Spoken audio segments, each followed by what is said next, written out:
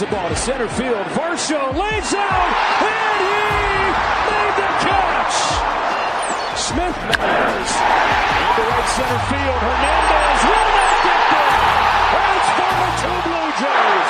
The 1-1 from the Savage. Muncy hits a high drive to deep right field. Headed for the pole and gone.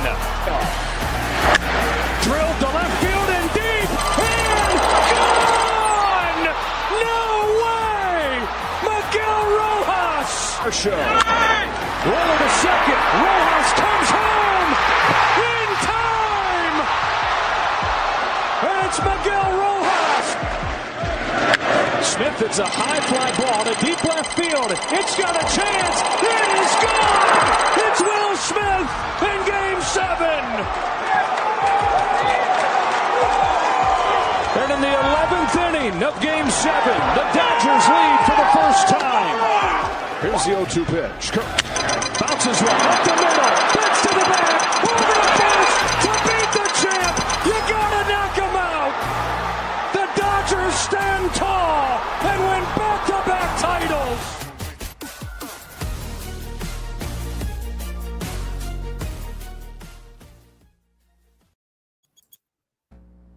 I so hate. Welcome to the main event here on the Inside Edge Podcast Network. I am Rob Rozycki. We got Anthony Alford, Eli Moon with us as usual on this Sunday night. Gentlemen, how are we doing?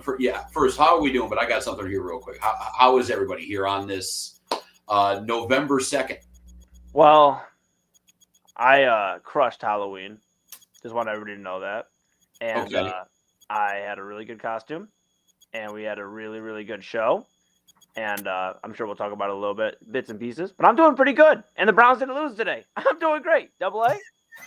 I'm good. You know, we didn't lose the bye week, so that's good to this point. Halloween, we rocked the house. It's great. And I just want to, because both you guys are my dear friends, and I fully support everything you guys do, and I want people to know what you guys did. So Eli rocked the house on Halloween night, on stage, final show 2025. He did his thing on the microphone like I know he can. And then yesterday, Saturday, I'm driving around, running errands and stuff, going to one of my favorite supermarkets, Aldi's. And I hear a certain young talent named Rob Rozycki on TAM on a Saturday afternoon. My friends had a phenomenal weekend. I just wanted to give props to you guys. Thanks, bro. I appreciate it. And you had a pretty busy weekend too, man. I know you playoff football season for high school. And yeah, I was in Fairview. Yeah, I was actually 500 feet away from the Fairview Tavern. I wasn't. Congrats to the Fairview Warriors football team. They won their very first football playoff game in school history. Awesome. Yeah, in all fair seriousness with those guys, before I ask a question here, good job on Fairview, because, I've worked in Fairview at the Fairview Tavern for about 13 years, and the football games have pretty much just been, hey, we'll have a cool party beforehand and not much else. Fairview has not been really relevant in football in a long time. Great work with that. Great work, Eli Moon. Great work, Double A Anthony Alford. You guys are my friends, and I will say this, and now asking after all of this crap.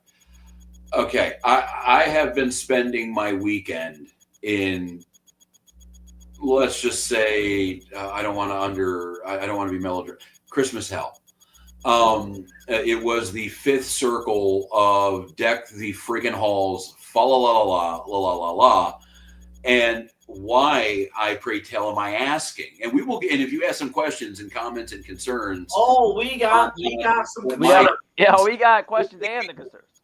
On what it has truly became. I feel like that Stone Cold meme where he's sitting there with the glass of wine and, talking about the way your buddies used to be back in the, I am, while you guys were at a hip hop show and having a great old time, we were handing out candy that, quite frankly, my doctor does not want me to have. That does not make me sound young at all.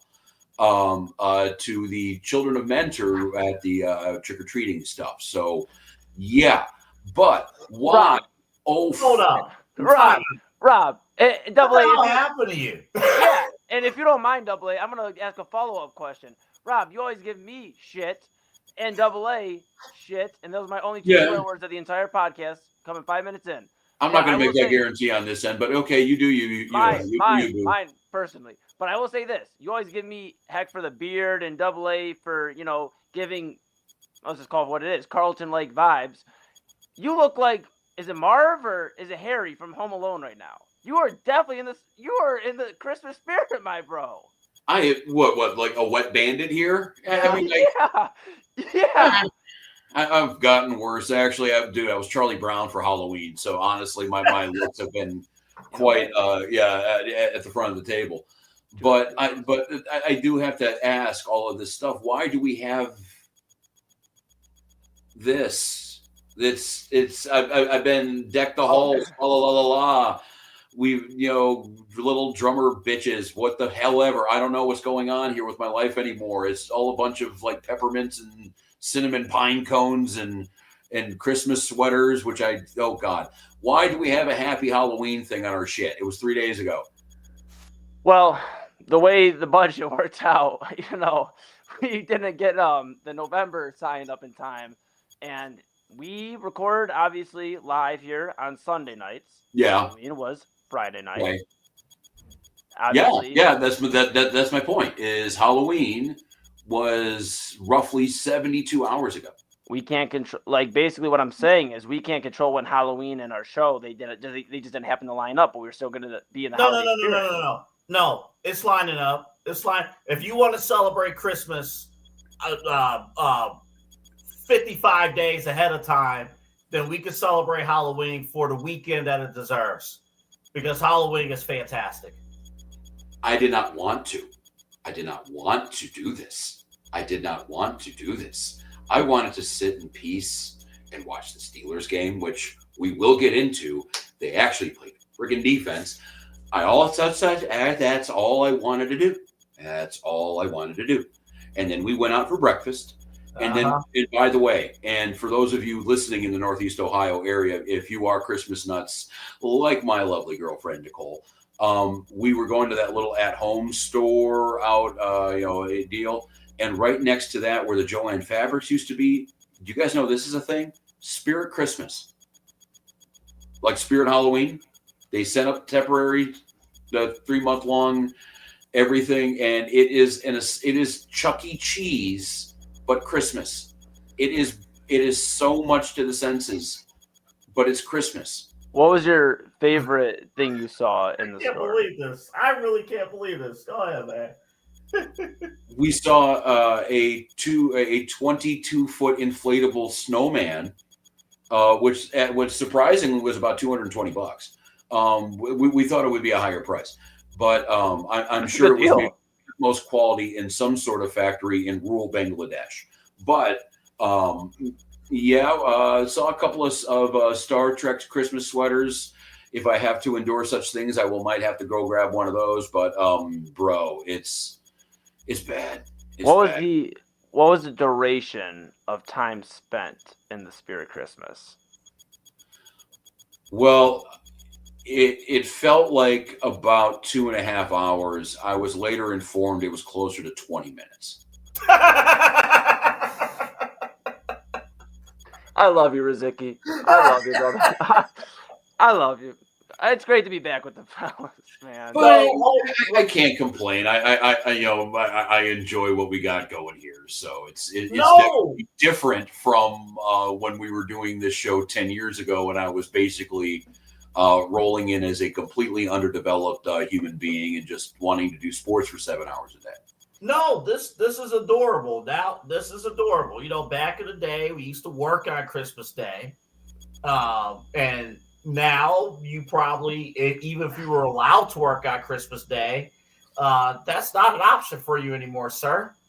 Not really. I mean, we've worked out ways that possibly if things need to be pre-recorded and such, I can pull that up. But no, actually, what current station I'm at, 1100 right now, WTAM. Like the boss there is actually really cool about kind of scheduling guys on holidays right now. It's not how it used to be back in the day. I'll tell you. No. It's at 11:30 at night at I think you and I did a show Christmas night. We did. DAM. I think me hosting. It was a Saturday night. Me hosting and you running board. And I don't even know. It is a freeing feeling knowing. No, we did New Year's. Nobody is listening. Oh yeah, we did New Year's. We did New Year's. Now, everyone. So, quick backstory. When LeBron was here the second go around, everybody's excited. Cavs going to finals, and we are too. But one of the first things we said when LeBron went to the Lakers, we ain't got to work out Christmas anymore. Yeah. That was every. I started at TAM and oh my goodness, like this date in 2016. Okay. And 2016, I worked the board on Christmas Day. And remember, we had that little small, ancient analog TV in the studio. Yeah. So that's why I was watching Cavs Warriors on Christmas Day on that little TV. And then 2017, same deal, except I hosted the post-game show on Christmas. Thank you, Ray Davis. He's like, hey, for you working, at least you get the host on Christmas Day. I appreciate it. Thank you. Well, that's the one thing we got to watch out this year. And I can't speak for everybody here at the flagship, but while everybody else was bummed out the current incarnation of the Cavaliers, the Mitchell, Mobley, Garland, Allen Cavaliers here, they haven't got a Christmas Day game like the last 3 years. They got one this year. Yeah, everybody else was a little bummed out about that. We were actually, again, quite thrilled that we could actually, be human beings on Christmas. Not this year. I think they're like midday sometime. I want to say they're 12 o'clock. 12 o'clock. Yeah. Okay, so they're the leadoff game. So at least you get it out. But Rob, I have one more question for you about the Spirit Christmas thing. So this was obviously not your idea, right? This was I think that goes without being said. Yes. Again, I wanted to. I was told originally when the day started that we were going to go and grab an omelet, and then we were going to come home, and I was going to sit and watch football. That wasn't the Browns, and that made me pretty happy. Needless to say, it took a turn. She forgot you guys that part. Gonna watch like the Christmas tree or something like on Public Square. When that's lit up, like the Christmas lighting, you got to do that. Oh, the Christmas tree is up. That has happened. Wow. All the Christmas lights are up. She is actually watching Love Actually downstairs. I want to say for the second time today. So yeah, we're What's Love Actually? It is a romantic comedy starring Hugh Grant. It is definitely up your. Liam Neeson's in it, but he doesn't kill anybody. Okay. So yeah, it's. I don't think it's in your demographic. If you want to check it out, it's a cute little holiday movie that I'm sure I'll be forced to see at least. Eli loves rom-coms, don't you? It's been it takes place up your alley. Rom-coms, I'm telling you. Look, it takes place during Christmas, so that's where we're at. And yeah. We could fall down a rabbit hole, Rob. I think we already have. I mean, we've been on the air for 15 minutes already, and we're World Series. No, I want to know. I'll say. Go ahead. I want to know if Eli loves rom-coms. I want to know. Well, all I'll say is, on that note, definitely don't take two things. Don't take a chick to a horror movie if it's your first time trying to meet her and trying to get to know her. And two, don't take double A as your wingman. Hold up. Two things I've learned. No. Hold up. What did I do wrong? It just double A. We didn't execute. It was on both of us, but we didn't execute. We didn't. It wasn't mine. We didn't get no numbers. We didn't get a second to that movie. All I know is I remember at one point I was trying to have a conversation. Now, mind you guys, everybody at home, I was probably 21, so still old enough to know, but I was 21. Yeah, and Double A was like, "I'll go with you to this movie," and boom, we go to this movie. We sit down, and I try to have like a conversation to get to know this chick, and this dude turns around midway through the movie, and he's like, "Dude, shut up. And I looked at Double A and I was like, is he serious? And Double A's like, yeah, I think he is. So then we just watched the rest of the movie and we went our separate ways. Well, yeah, you don't take if you're looking for conversation, you don't take a date to any movie. You don't take a date to any environment that is silence is expected. I was I was new to the dating game. Probably not a great first date spot. I wouldn't think that'd be no. So yeah, you wouldn't want to I've gotten better. I've gotten better about watching movies now. I just chill, eat my popcorn, get my large soda. I think you can learn a lot from rom-coms. You can. I think they're pretty entertaining. I actually yesterday before the World Series, I fired up Billy Madison again. It was on TV. Fired it up. Are you calling Billy Madison a rom-com? You know what? I kind of am. Wow. It was some. There was some childlike comedy that I greatly appreciated. The children, those third graders, all wingmen, all of them, to try to nail Miss Vaughn. So I was locked in. I was locked into that movie. Billy Madison. And again, I know Adam Sandler had that historic run in the late '90s, but man, actually it's more like early mid. But yeah. He had a great run, and I'm like rom-com. Look, man. Did he get the girl at the end of the movie? Yes. Okay. That's like calling Freddy versus Jason a feel-good story. Well, if you're still alive at the end of the movie, it is a feel-good story. Not many were allowed to tell the story at the end of that. Freddy versus Jason. Can you be Michael Myers and walk down the street of your neighborhood while children are handing out candy? Bro, Halloween.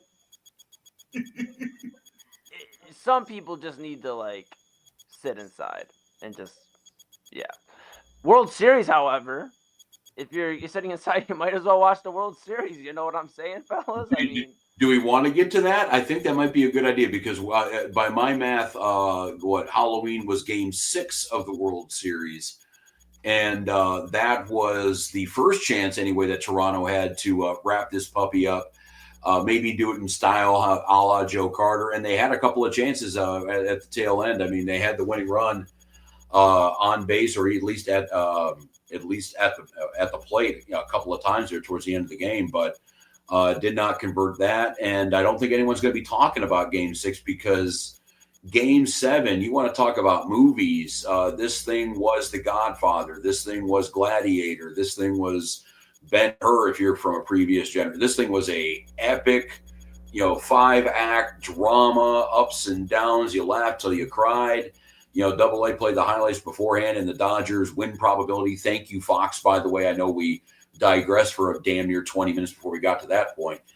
But, I mean, this World Series, there's so many things to talk about. We can look at it from a tiny micro idea here of Game 7 and even just the World Series. We have Yoshi Yamamoto making Madison Bumgarner look like a middle reliever right now. We have, of course, Shohei Ohtani and the entire Dodger lineup, but then we also have the gigantic conversation. We have Dodgers 3 out of 5 years back-to-back, first back-to-back championship for major leaguers since the Yankees 25 years ago. Yeah, the Yankees, and then in the National League, the Reds back in the mid-'70s. Big Red Machine. So this thing it doesn't happen often. I keep on saying, that kind of proves my point here. The Dodgers are who the Yankees were 25 years ago and who they want to be now. They are the evil empire. So, it's just where do we really want to start with this thing? Do we want to talk about Game 7? Do we want to talk about the Dodgers? Do we want to? I guess let's start somewhere where I'm not even anticipating right now. Yeah, I think let's start micro first. Game 7. First off, I think all championship events, all Game 7s, all Super Bowls, all final or national championships should be on Saturday nights. I know it will never happen because of television and viewership numbers and stuff, but just an unbelievable viewing experience. And you talk about, I know for me, after the Guardians was knocked out, and it's like, oh, we're getting the Dodgers again, like, whatever. I joked on the show last week. I'm like, maybe by game 4, I'll be entertained. But then what was it, game 3? We had the 18-inning game there. Yeah, I mean, last night's championship, game 7, had everything. Literally had everything. And a ton of emotions went through my mind while I was watching this game. You saw former Guardians players. You know, I was hurt when Shane Bieber gave up that run in the 11th. I really was. I'm like, what a comeback story he had, you know, being traded up there and stuff. But I can't help but think, too, what if Vlad Guerrero Jr. was able to come home? He had that, what we talked about doing the pre-show, the secondary lead. Kiner Falefa. You're talking about Kiner Falefa was on third. Yeah. And what would have happened if he was closer? And Will Smith, that foot, it was too close for comfort. Just so many stories. Thoroughly entertained watching that game 7. Considering that, to be perfectly honest, I had no dog in the fight in terms of who won that game. No, yeah, I mean, it was really kind of, almost like a Russell Crowe, again, gladiator. Are you not entertained? I was, just sitting there going, I wanted to see the Blue Jays win. I mean, I was torn because obviously you're rooting for the American League team. I liked what the Blue Jays were about with all the former Guardians. But then, I said a couple of weeks ago, I'm rooting for the Dodgers to break baseball at this rate. 3 out of 5. We can see if that's going to be, at 4 out of 6 next year. I mean, they're the betting favorite right now. So it was kind of a mixed bag. And I was just looking for good baseball and understanding we're not going to get baseball really until end of February. A few weeks after that's the regular season. So, just kind of happy that we had a hell of a send-off with Game 7. And if this, in what has been the first truly World Series, I think, that we've ever had, with the Japanese influence on the Dodgers, Yamamoto, we got Suzuki, not to mention Ohtani, and that lineup with the West Coast out there. And then you got Canada, you got Freddie Freeman, also on the Dodgers, a Canadian player. And real quick, even that story with Ohtani starting Game 7 on the pitching mound. Yeah. I mean, going off of short rest. I mean, we even saw that here in 2016 where finally our pitching staff was down. Same deal. Yeah. Well, and I think the Dodgers lost the World Series. That would have been a conversation about, hey, bro, you just blew out your starters. You were bringing them in pretty much as relievers. I mean, we were talking before the show. I think the number was $70 million for the pitchers that they didn't use last night. I mean, they would have definitely been talking about that. But, you talk about short rest, Yamamoto, with Yoshi Yamamoto is going to be, in the annals of Major League history, as long as we're talking about the major leagues with his performance, getting the win you want to talk about short rest, talk about no rest. He was Game 6 starter. And, he just said, put me in, coach. I'm ready to play. So that's how amazing Game 7 was, is that the whole Ohtani starting Game 7 after really having, an up and down but historic World Series, that was almost said and done. And, remember, too, that Max Scherzer probably, I don't know, that might be the last start of his career. I heard that he might want to play next year. But, again, you're 41 years old, who knows? And Clayton Kershaw. I mean, like, all these storylines were kind of buried by this up and down Game 7 that was unbelievable. Yeah, no, and I mean, and it was really cool to see, we keep talking about Yamamoto, but, 3 wins in the World Series. We talked about a little bit, about Shohei Ohtani and how impressive he's been. Yamamoto is just beginning his MLB career. And I know he doesn't play both sides, pitches and hits. I get he just pitches. But, he at the end of the day, it's very impressive. He has a World Series MVP, 2 World Series wins, same as Ohtani, in less amount of years in the MLB. I think that's a story, too, Not that it isn't, but I think it's a bigger story to look at because I think we could be witnessing one of the early runs of a really, really dominant, like strong pitching performance by Yamamoto. And that's not to take away from Ohtani. I just think it was super impressive that, like, going in, we were talking about Ohtani. It's going to be the Dodgers, Ohtani and the Dodgers. And he was not crowned the MVP, which isn't a slight towards him, but it was just impressive to see how much Yamamoto stepped up. I thought it was also sad. I'm a big Vlad Guerrero fan. I guess the Guerrero family is some of my favorite baseball players. I love Vlad Guerrero Sr. And Vlad Guerrero Jr. has just been really impressive. I remember way back when we were doing the Lake County Captains, and there was a Lansing Lugnuts team that had guys like Bo Bichette and Vlad Guerrero Jr. on there. So to see that, Double A talked about emotions, watching these games, I think it was real cool. Like, not only seeing the old Cleveland guys like Bieber, Jimenez, who I've talked about a lot on this show here since we've been back and rebooted. But I think it was real cool to see, like, not only like how far they've come, but how far we've come on a side note too. It's like, dang, like there was a time we were calling these guys running the other side of things on the radio side for games involving future World Series, competitors. And I think that's super cool. And I feel for Vlad Guerrero Jr. I think the last guy sitting in the dugout / on the field / whatever is kind of played out at this point, but I still do feel for the guy. And I think he will win one eventually in his career. He's got that Lionheart competitor nature. Well, you think he's too, got 14 years to do it too. He's he's going to be there until 2040. That'll be just shy of my 60th birthday. So well, excuse me, what birthday? 60. He's there for 14 years. Double A. Rozycki, you're 14 years away from 60. Short of, I will be 58. I would be 58 that year. Okay, dude. Don't round up though. That was crazy. Please don't round up. Yeah. I'm sorry. My whole train of thought. Are you serious? You're not joking. You're joking. That's not real. He's there for the next 14 years. Wait, in 14 so years. Yeah, you'll be to your 48 and 42? 48 years old. Yeah.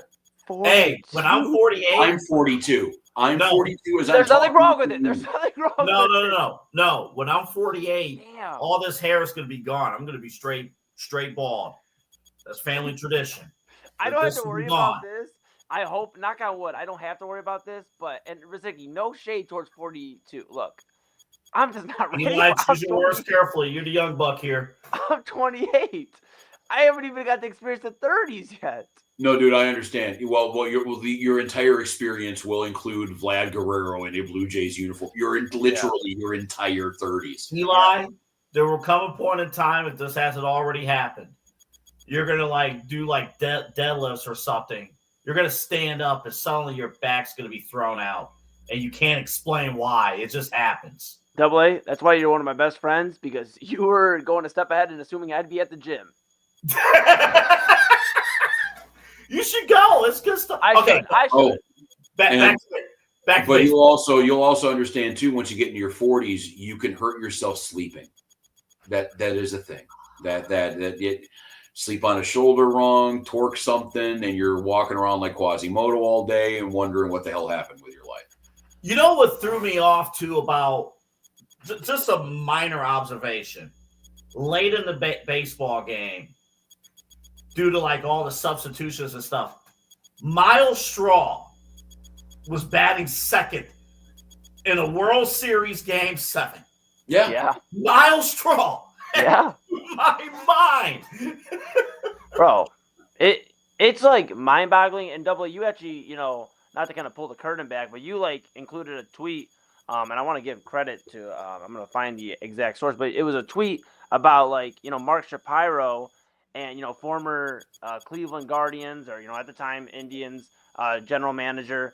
And, it kind of gave note that some of these guys aren't bad general managers. They just don't have ownership that supports them to, put out a team that can win a World Series. And I'm trying to find this tweet. It was from @NotAnMD33 on Twitter. So, yeah, shout out to them. And I brought that up because we actually had this discussion at the Fairview game Friday. I'm like, should we put more respect in Mark Shapiro's name? Yeah. Through history. Like, we always talk about, the Guardians, Indians, they don't spin. And sometimes we put that blame on our general managers. We put that on Antonetti and Sherman. Like, Shapiro's kind of proven here that. Well, I mean, you look at, he was running the team when they did sign Vladdy, that massive extension. That extension is 3 times bigger than any contract Cleveland's ever signed with any player. I mean, other than Jose maybe. So yeah, I mean, they signed George Springer. He's not cheap. Max Scherzer, I mean, like, he damn near, charges you, $12 million just to get out of bed at this rate. He's a straight up mercenary. The team, again, we talk about him as a plucky underdog. They had a $250 million payroll. They were a top 5 payroll in Major League Baseball. So, I mean, we're not exactly talking about the bad news Bears or, the Mighty Ducks or anything like that. We're talking about a team that pretty much in any other situation would have been considered a juggernaut. Yeah. I mean, think about it. They're playing the Brewers. They're the big bad boy against the Brewers if the NLCS turns out differently. So, yeah, it's all about perspective. Do you want some breaking news that's about an hour old right now? We got some Cleveland Guardians names kind of going on.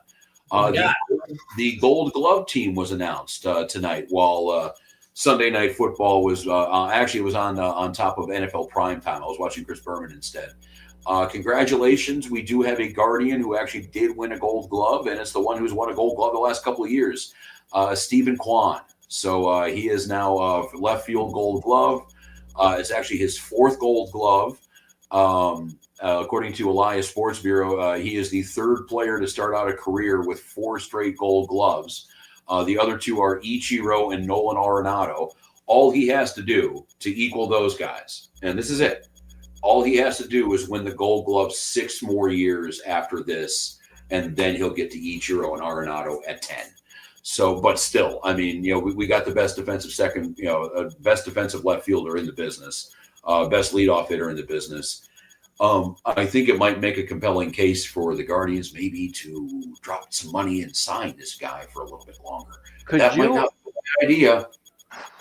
Speaking of spending money, Rozycki AA, I got a little worried here just thinking about it again. Could you imagine, flashback to like June, right?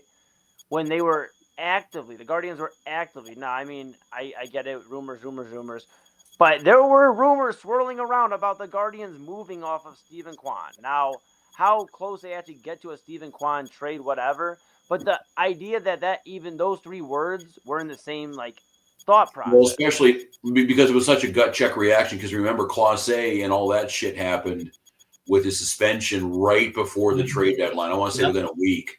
And that was kind of the fan base going, well, we're all done. We might as well just get rid of everything and try to reload. And obviously the team did what they did. And, we've talked about that almost ad nauseum. But remember, they weren't winning. I thought maybe for a day or 2 it was a possibility. I thought that if they got the right offer, it could have happened. Yeah, they weren't winning consistently at that point in time. Oh, God, they finally figured it out.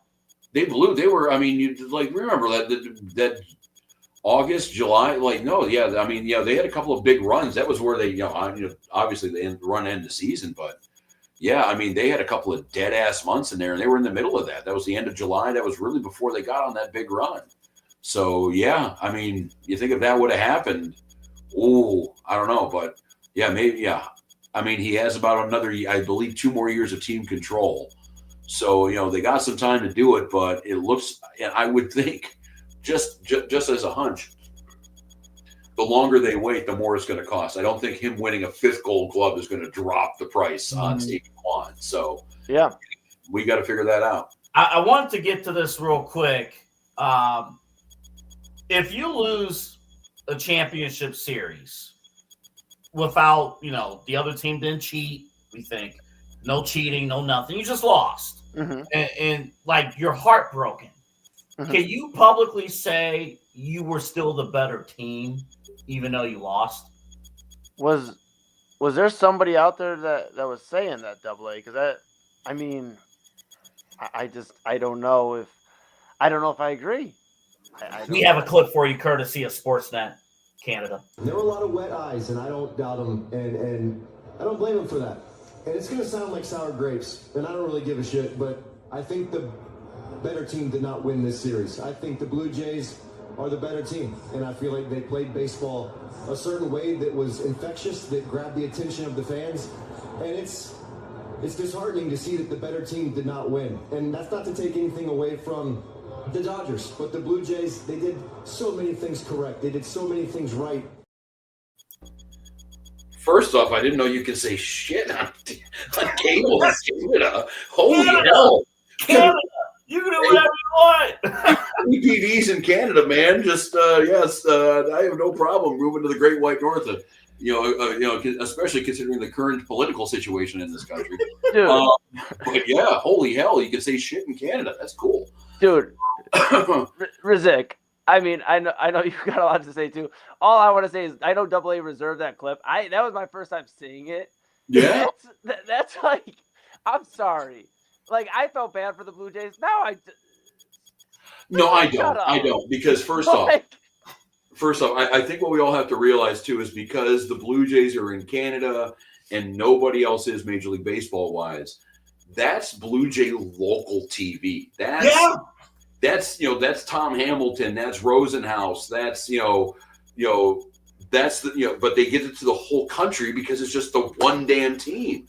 So can you imagine Al Pawlowski after a playoff game saying, I don't give a blank. We are a good team. The Yankees.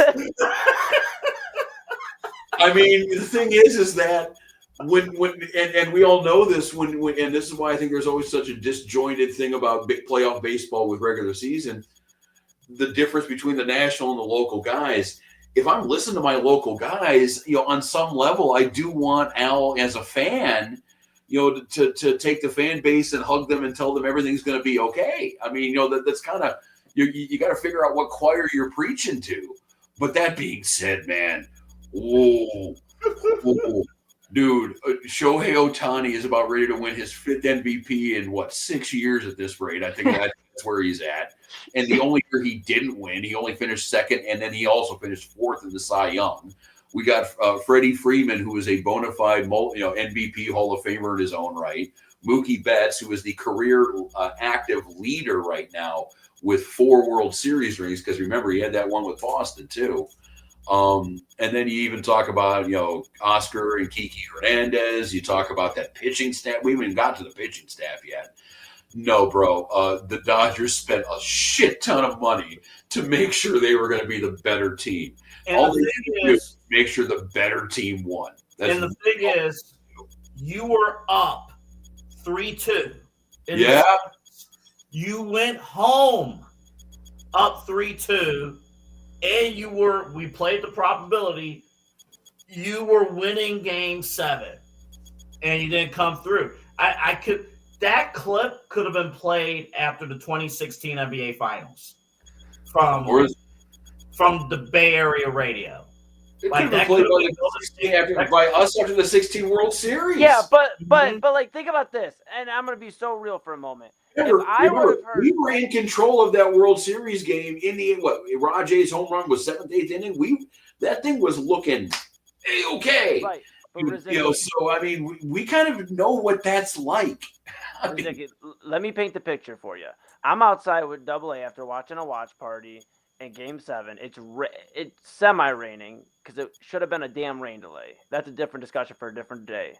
But we're sitting out there eating pizza. And let me tell you, if I would have just heard semblance of this or caught this on my phone of somebody being like, well, we were the better team, I would have lost my shit. Let me just put it to you that way. I would have, and I know I broke my promise earlier that I said I wouldn't swear anymore. But, I mean, come on. I didn't know WWE was going to play a clip this asinine. I mean, you're telling me.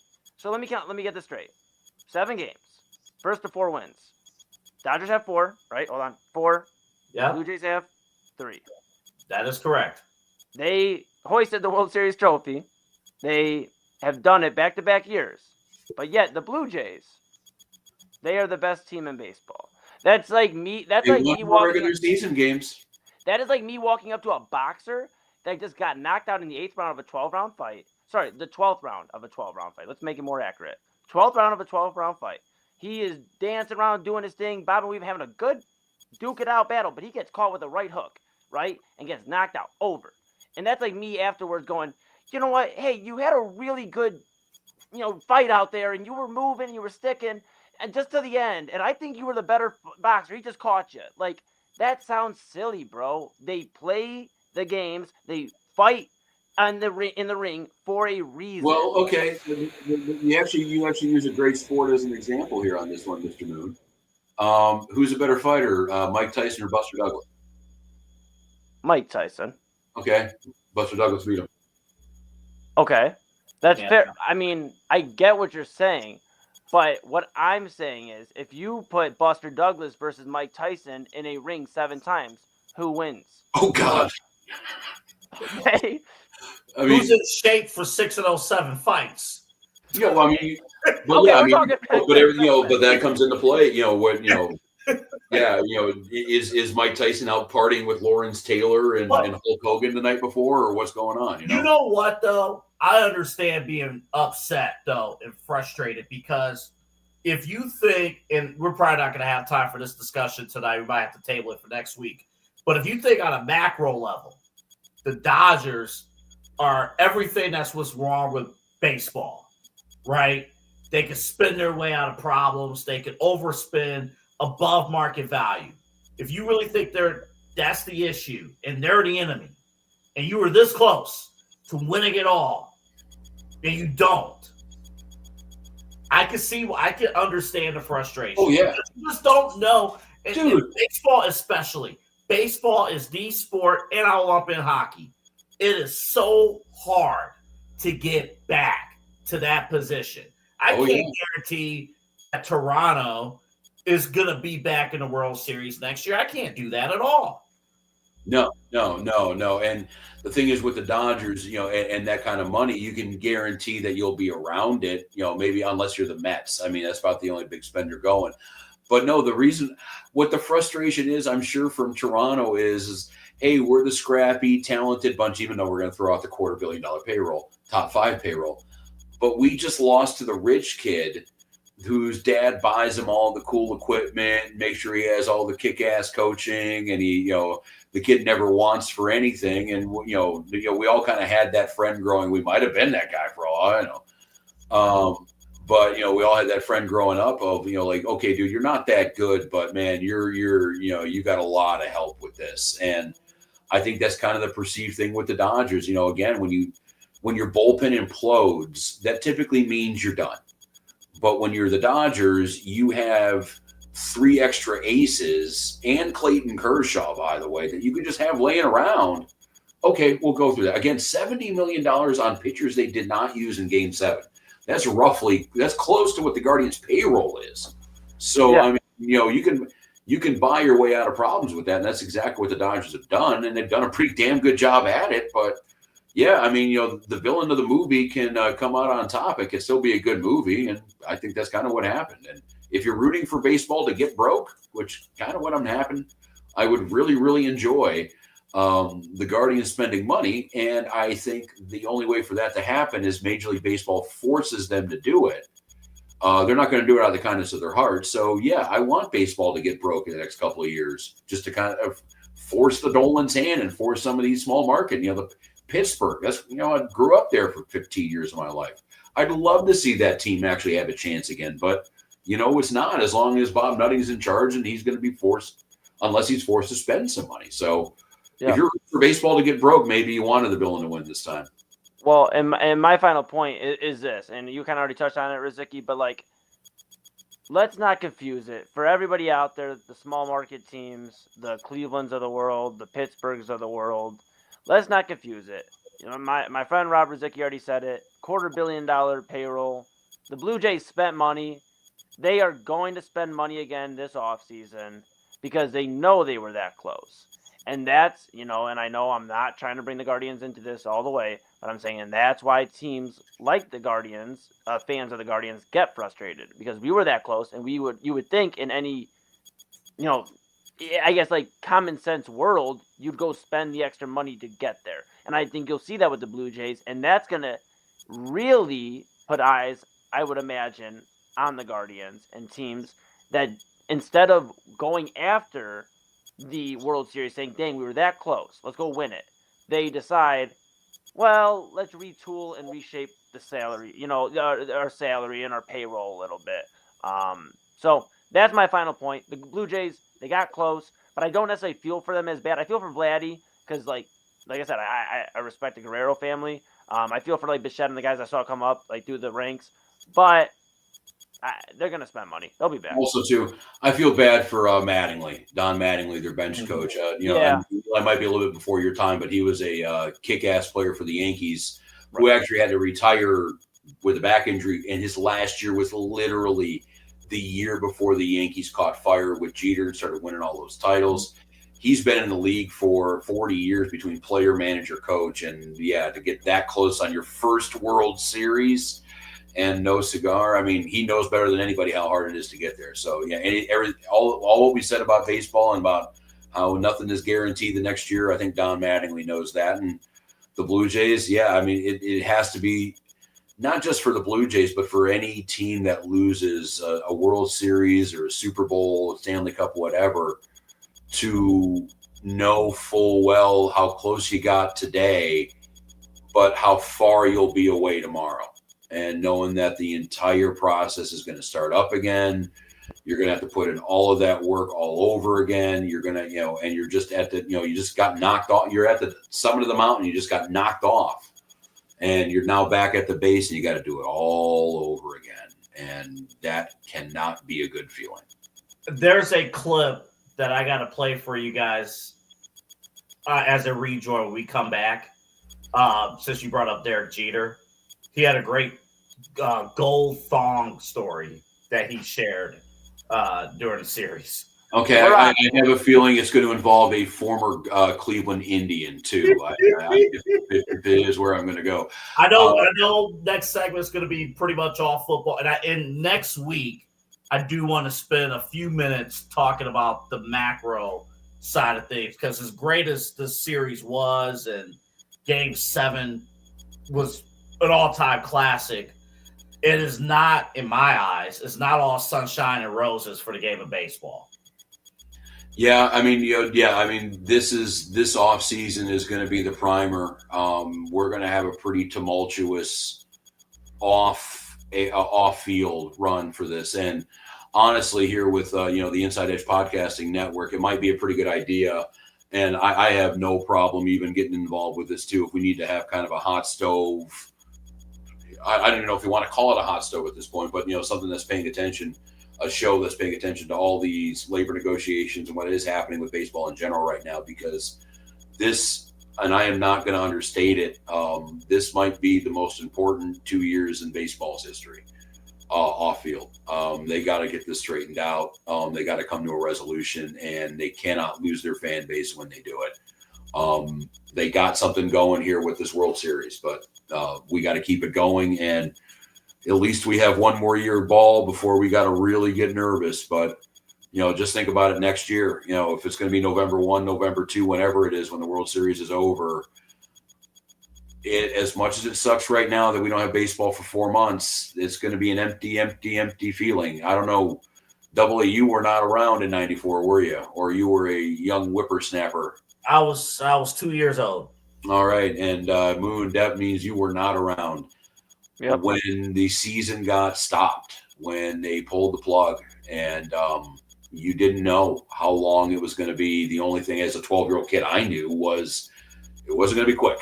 And it's a very sinking feeling to know that we don't know if the season's going to keep going. So, yeah, we got one more real season before all that happens. But all this crap's going to start now, because keep an eye out, because labor negotiations like this are a dream for shows like us and shows around the internet to cover, because all of this shit is going to be done through the public and going to be done through the media. Oh, So it's going to be. They're going to completely drag each other through the mud.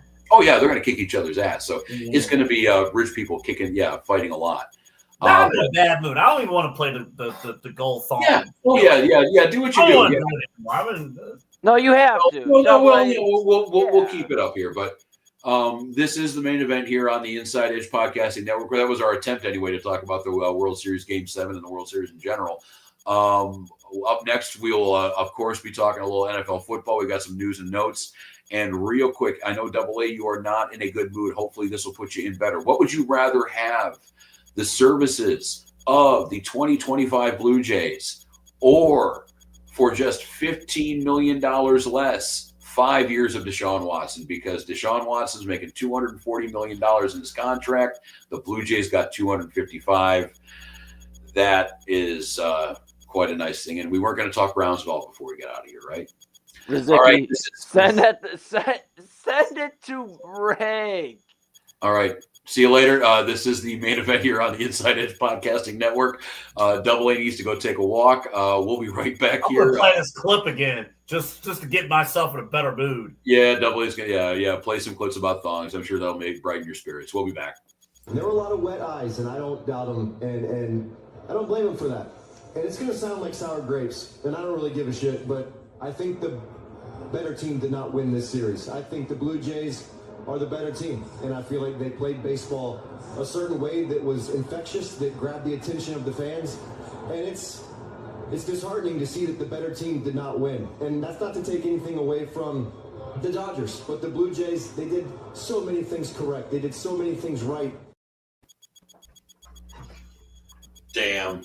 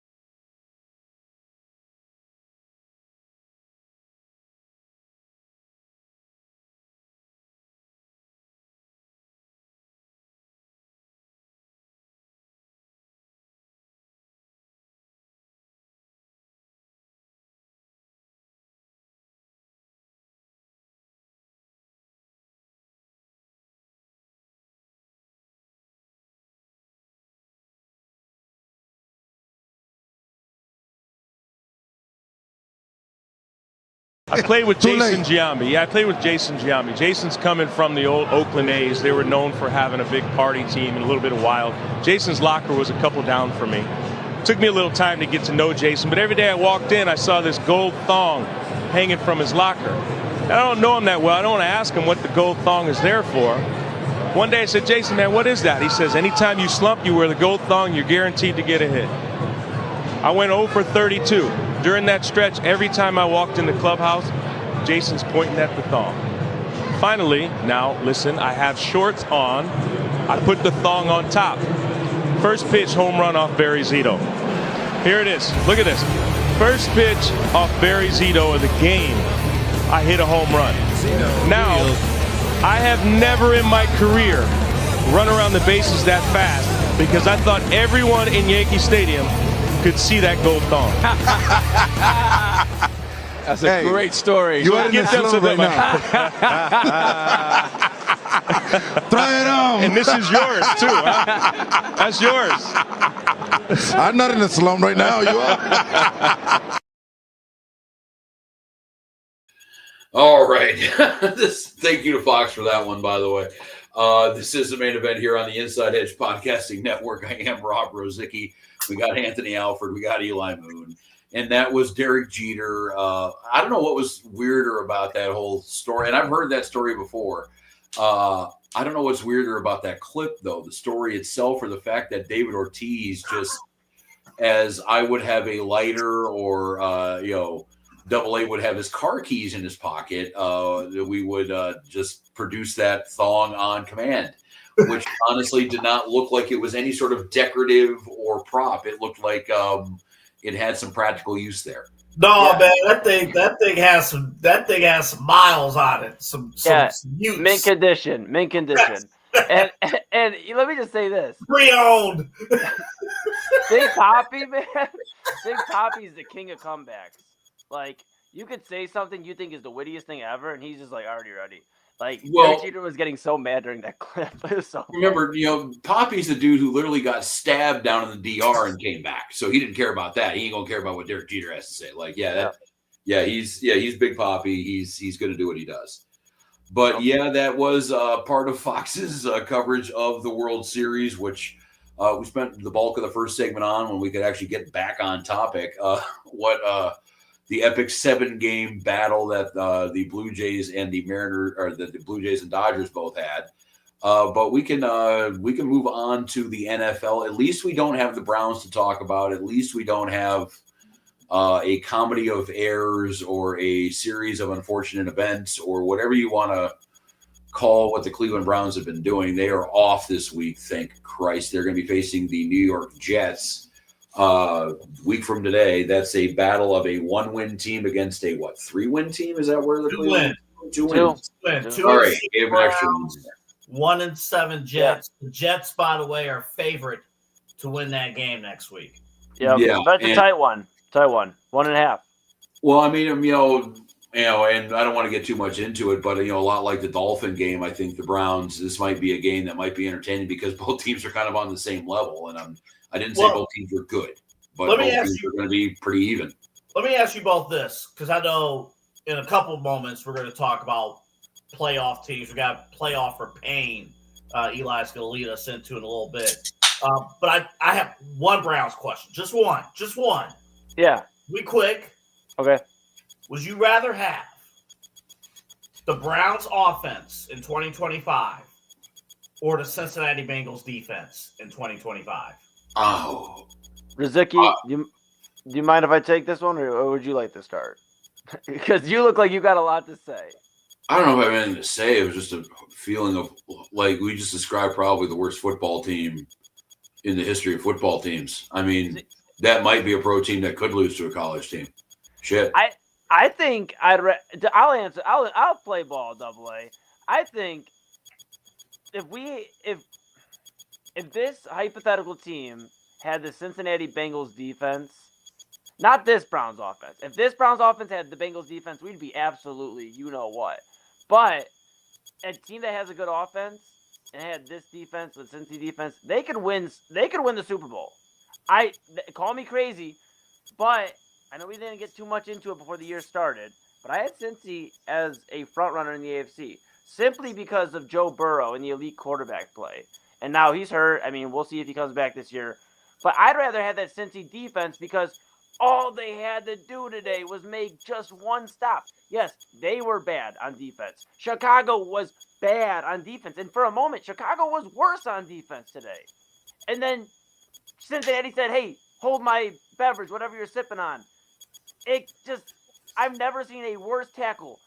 I promise you, any middle school, elementary school, high school, college coach would have made sure that whoever it was, I don't know who tried to make that tackle with the shoulder tackle, but he would have never ended up seeing the field the next week. I mean, I would have been benched. I probably would have never got to play the rest of the year. Like, crazy.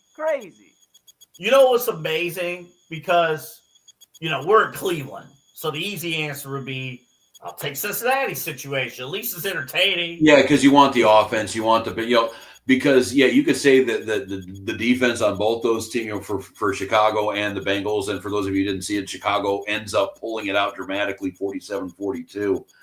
At least it was fun. At least, that kind of had the vibe of like a Jameis Winston game where it was just like, we don't know what the hell's going to happen, but it's going to be epically either good or bad, and it's going to be fun either way. Well, yeah. There was one person, actually there was multiple people, but we'll play it from one person, who he did not have fun on this fine Sunday. He plays for the Bengals. He plays for the Bengals offense. And that's their starting tailback, Chase Brown. Here's what he had to say after the game. Probably the same as what was running through your head. Like what the fuck? What the fuck?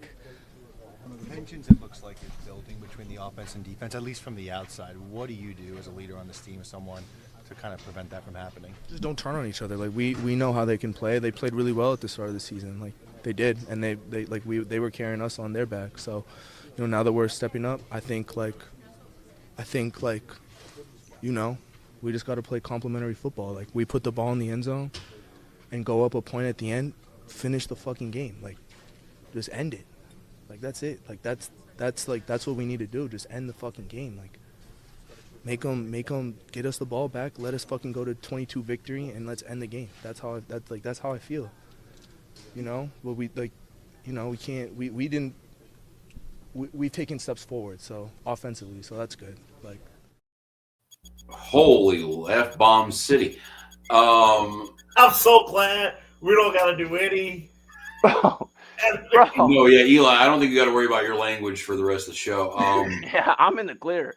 I don't know. It was a little confusing because in the middle of him slamming the defense was him saying, Chase Brown, saying that he didn't want to divide anybody.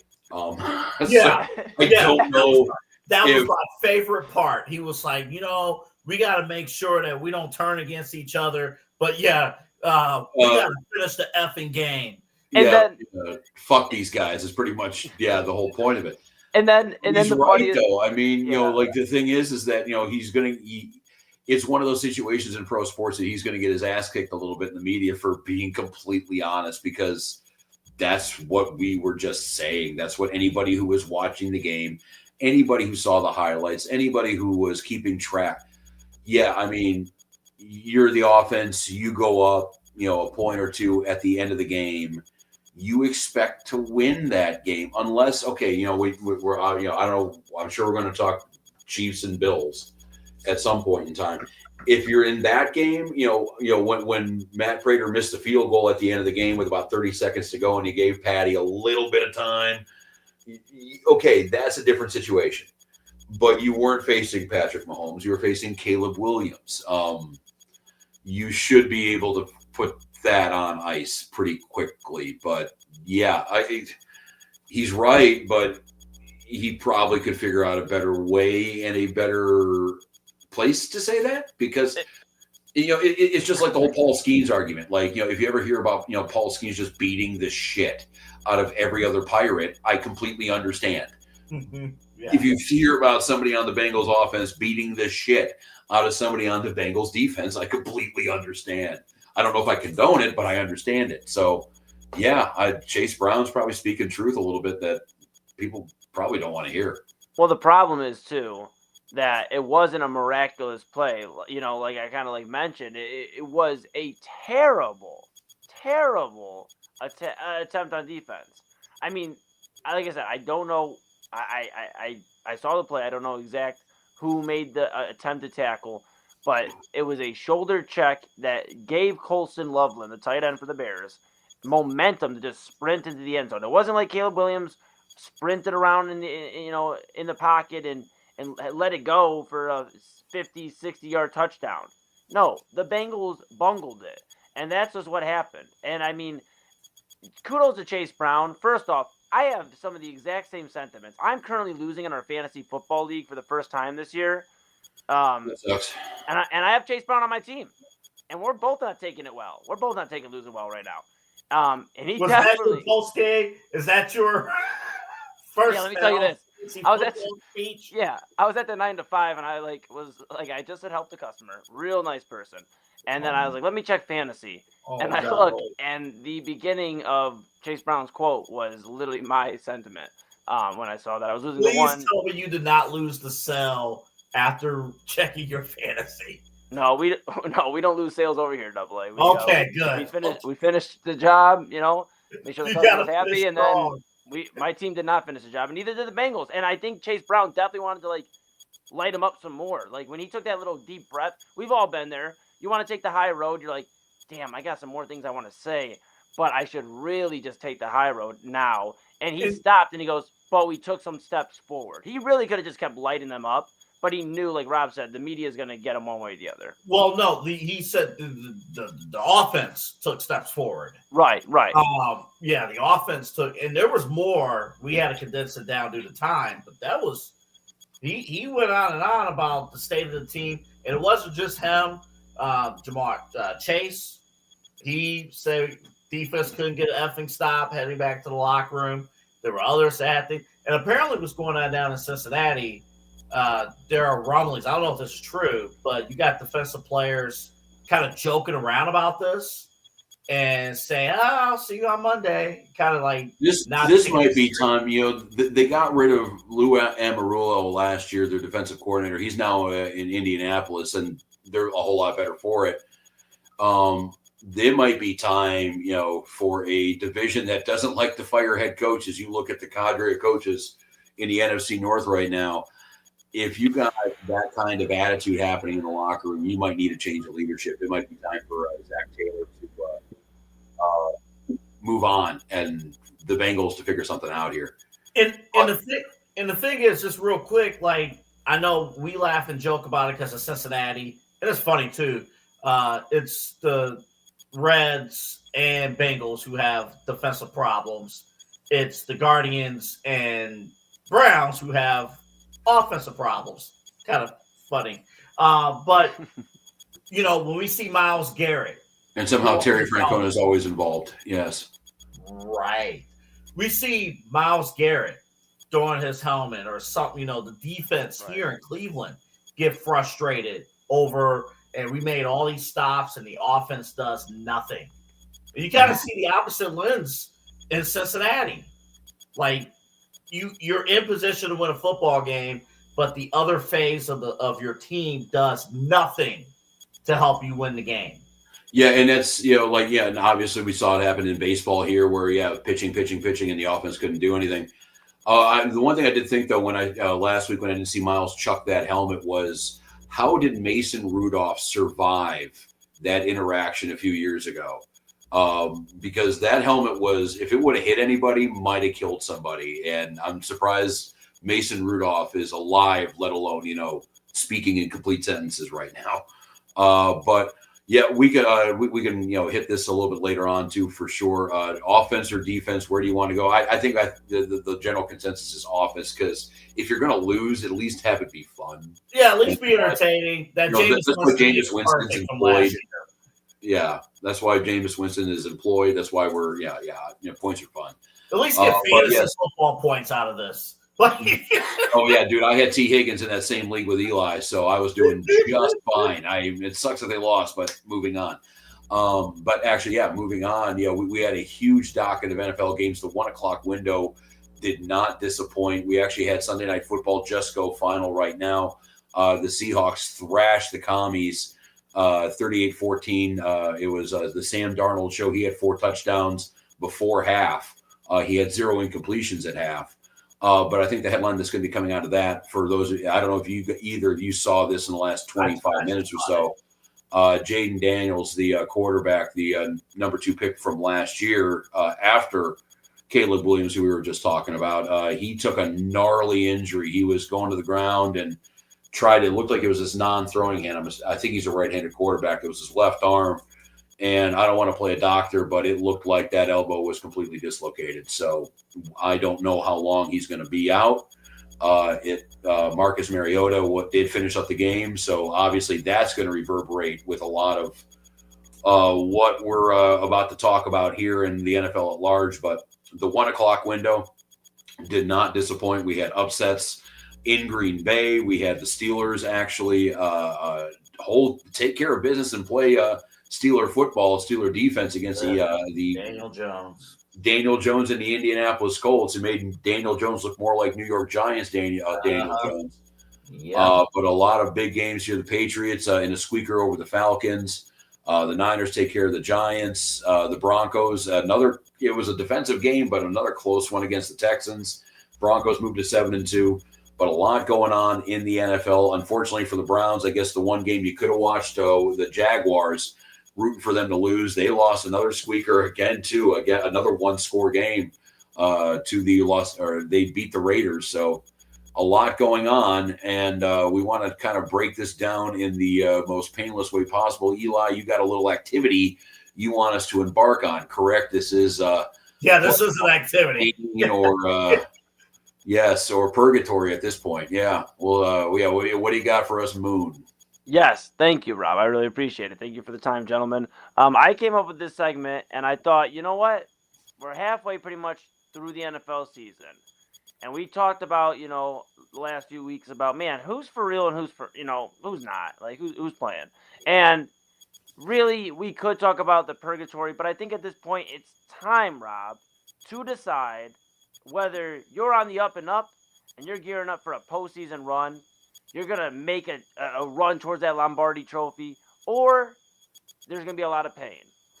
And I'm not necessarily talking about like Cleveland Browns fan level of pain where it's over in November. You're just at the cusp and you don't make the playoffs. Or you just have a first round exit. Very disappointing end of the season. So the way we're going to judge this new segment here is playoff or pain. Are you going to make a playoff run to the Lombardi Trophy? Or are you going to have pain, a disappointment, not make the playoffs, or just get there just to get bounced in the first round? That's how we're grading this. So I have 6 AFC teams. I have 6 NFC teams. And I'm going to ask both of you, is it playoffs or pain? I got the first one coming up here next.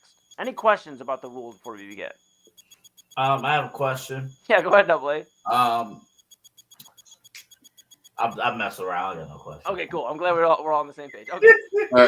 Double A. If you have the setup to the joke, you gotta have the punchline, man. You gotta. I ain't got nothing, man. We worked on this, Double A. We worked on this during the break. I ain't got nothing. I should have poured my next cup of coffee. Go ahead. Let's go. I'm ready. We'll start with the AFC.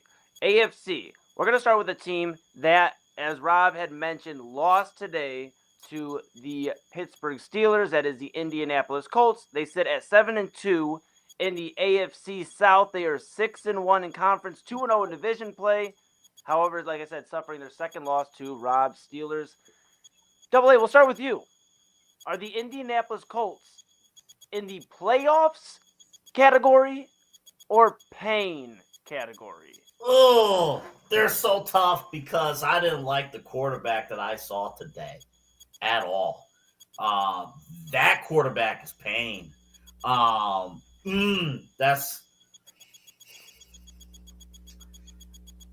know what? I'm going to, for the criteria that you laid out, they're going to be the number 1 seed. They could be the number 1 seed, number 2 seed. I'm going to say pain. Wow. Because that they're going to have a successful year by their standards, but your criteria was, do they go past do they win their first playoff game? Right. My answer is no. And the reason why, do I trust Daniel Jones? I'm looking at the bottom of the standings of the playoffs. Kansas City might be a 7th seed. They might be a 6th seed. Under no circumstances am I picking Daniel Jones to beat Patrick Mahomes in the first round of the playoffs. That's just not happening. And the AFC West is going to deliver some good teams that's going to be 5th, 6th, and 7th wild cards. And I don't know if the Colts are going to be favored. So by the criteria of this, of what you laid out, yeah, I have Payne for the Colts. Okay. Double A chooses Payne for Indianapolis. Rozycki, what do you say? When it comes down to playoff success, I would have to say Payne. Because again, like when you're describing playoff success to me, are you the final, in the final four of your conference? Right. Okay. Do you have an opportunity to get to the conference title game? And I don't know if I see that yet. But that being said, I think for the long term, I think they're fine. I think, Daniel Jones is going to be their quarterback. I think they even have an outside chance, to prove me wrong and Double A wrong, both of us. They have Jonathan Taylor. He's been a horse for a lot longer than Daniel Jones has been there. The defense seems to be good enough. I know we'll see what they do at the trade deadline. I know they're trying to get some help, I think probably in the defensive backfield. But right now anyway, I think I don't see them as a Final Four, but I'm not ready to say that they're complete shit right now because, it's one game. The Steelers got in their grill. They got pressure to Daniel Jones. They made him moving around. I want to see how they adjust before we really kill and, put them in the ground right now this season. But yeah, I think right now, I don't think they're a Final Four team, but I think they're just out of it. Yep. And I'm glad. I mean, I kind of agree with both of you, and it's like Double A, talked about it. Rob, you kind of reiterated some of these points. It's like Daniel Jones until he proves he isn't. And that's just what it is. And that's the way the NFL works. I mean, and we'll probably get to, with more AFC teams here, but, I'll just even throw in Josh Allen, he's on a higher level just as his game is higher than Daniel Jones, but he still has that bugaboo with Patrick Mahomes in the playoffs. And until he does that, I don't think people are going to have any faith. It's kind of how you look, with the Colts, especially, it's, pretty much an outlook thing. Do you need to be convinced a team is good, or do you need to be convinced a team is a failure or a fraud? And right now, I don't think they're a fraud by any means, but I think they're maybe about a year away. But yeah, I don't think they're a playoff Final Four team in the AFC this year. And real quick, their schedule, the test against Pittsburgh, there's a game they're going to face Kansas City in a couple of weeks. Right. I want to see how they look. And I think that game will be a good talking point. I think it's the week before Thanksgiving. That's going to be a good test for them. Because now they have to prove, hey, if these defenses stack the box against Jonathan Taylor, which they should, Daniel Jones has to prove he can handle pressure, can win the game, and he has to overcome a Colts defense that has not had the best of seasons. Right. And we say all this knowing that the Colts have greatly overachieved this year. Right. So, because they went into a quarterback battle, and I'll leave it open to any final points on the Colts, but they went into a season with a quarterback battle of Daniel Jones and Anthony Richardson. So just, From what I understand, the reason why Daniel Jones went to Indianapolis is because his agent was convinced it wouldn't really be a quarterback battle. And he was right. That's fair.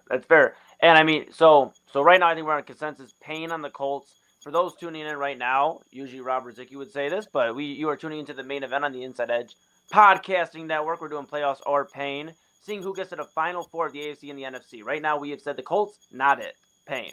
Let's move on to a different team. Rozycki, I'm going to start with you this time around. And let's move on to the team that defeated the Indianapolis Colts today. The Pittsburgh Steelers, 5-3, sitting atop the AFC North, 4-1 in conference, 1-1 in division, and now back on the winning track. Do you see the Steelers as a top 4 team in the AFC come playoff time, are they playoffs or are they paying? Well, for the sake of the leadership in Pittsburgh, they'd better be playoffs, and I think that could absolutely happen this year. I think, especially if that defense, if what we saw today was not an anomaly, if you didn't see the game, 6 turnovers, pretty much every variety going, strip sacks. He had a muff punt in there, interceptions. Like they made Danny Dimes again look like the New York Giants version of Danny Dimes. And if they can keep doing that, yeah, I mean, I have a little faith they can, because it's not a crazy idea. I think it was a bigger quandary about why they weren't playing well the first 7-8 weeks of the season instead of why they played well today. I mean, this is kind of what they were closer to be expecting. They're not going to get 6 turnovers every game. I think it was the first time, I think in 16 years they had that many. But if they can get closer to that, if they can get, the Jalen Ramsey playing well, great games out of Highsmith and Watt today. Even the young kid, Jack Sawyer, all you Buckeye fans out there remember that name. He got involved with one of the turnovers. And with all that being said, the difference between that defense this year, last year, the year before, everything like that, we would talk about complementary football with Cleveland and Cincy. He's old, but they got a quarterback that can play. They got a quarterback who's been there. So, I thought the game was pretty much, going to fall apart early on. Indy scored pretty quickly and then committed their first turnover. They muffed a punt and gave it to Pittsburgh, I think on the 11-yard line, and Pittsburgh 4 and out. They didn't even go for a field goal. They 4 strikes at the end zone, didn't happen. But they were resilient enough to get their shit together and take advantage of a few more turnovers. I think, that helped out a lot. But yeah, I mean, if we can get something that's closer to what we saw against Indianapolis. But that being said, like a lot of teams, though, they have they did look like absolute ass against Green Bay and Cincinnati. I mean, no team has looked absolutely perfect in this situation, but the best version of the Steelers are definitely a Final Four team. Especially while the Ravens are licking their wounds and the Bungles are wandering around, and maybe some of these normal suspects are kind of having down years. AA, playoffs, or pain in Pittsburgh? I'm going to say playoffs. I'm going to say that, knowing, first off, to the Ravens' point, Lamar's back. Lamar looks great. It's against Miami. And that whole schedule discussion we had about the Browns, just take that discussion and apply it to the Ravens. They're now 3-5. But with Pittsburgh, in a weird way, I kind of get a bit of 2015, 2006, 2014-15 Denver Broncos vibes. Really strong defense, older veteran quarterback with an experienced head coach leading their team. And that's the kind of thing that I could see come January, where Aaron Rodgers in January, I would imagine with his experience, he's not going to lose the football game for you. And again, Aaron Rodgers in January, that's something we have seen time and time again during his time with Green Bay.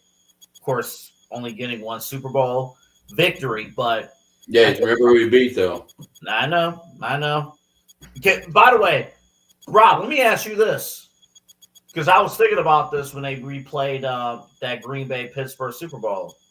Did you ever imagine, wherever you watched that Super Bowl 15 years ago, hey, the quarterback on the other team is going to be our quarterback, but our head coach is still going to be there, coaching the other guy's quarterback?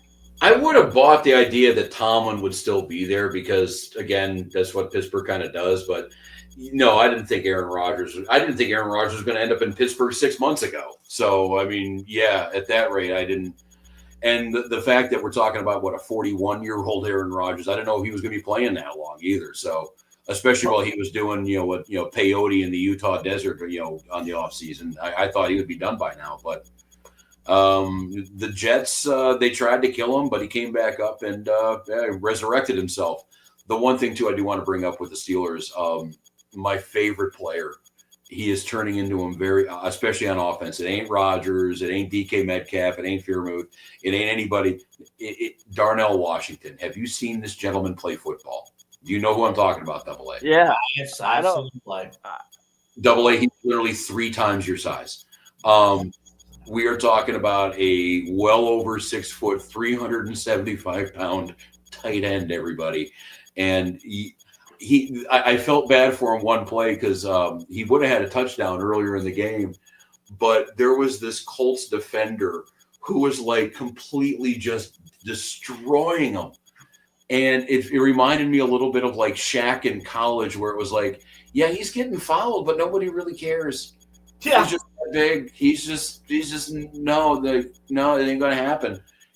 But yeah, he's been a fun to watch, and over the last couple of weeks, especially, Rodgers has gotten to trust him, and I think that's what's happening right now in Pittsburgh too. And what's really helping them out is he's getting to know that receiving core. He is getting some experience with them.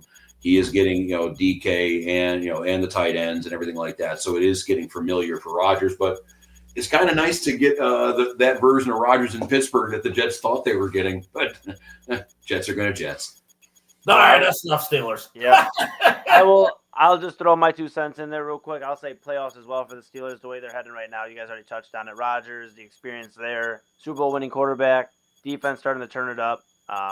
Hope not as a Browns fan, but yeah. And we'll see what happens too next week. Actually, it'll be about this time. Last week I had to play the show while doing Pittsburgh and Green Bay. It'll be Pittsburgh and the Chargers next week, and then they got Cincy and Chicago. So they got at least 2 pretty soft games out of the next 3. Then it'll be Buffalo though. So we'll see what happens with Pittsburgh over the next month or so. Absolutely. We got a good one here for you, fellas.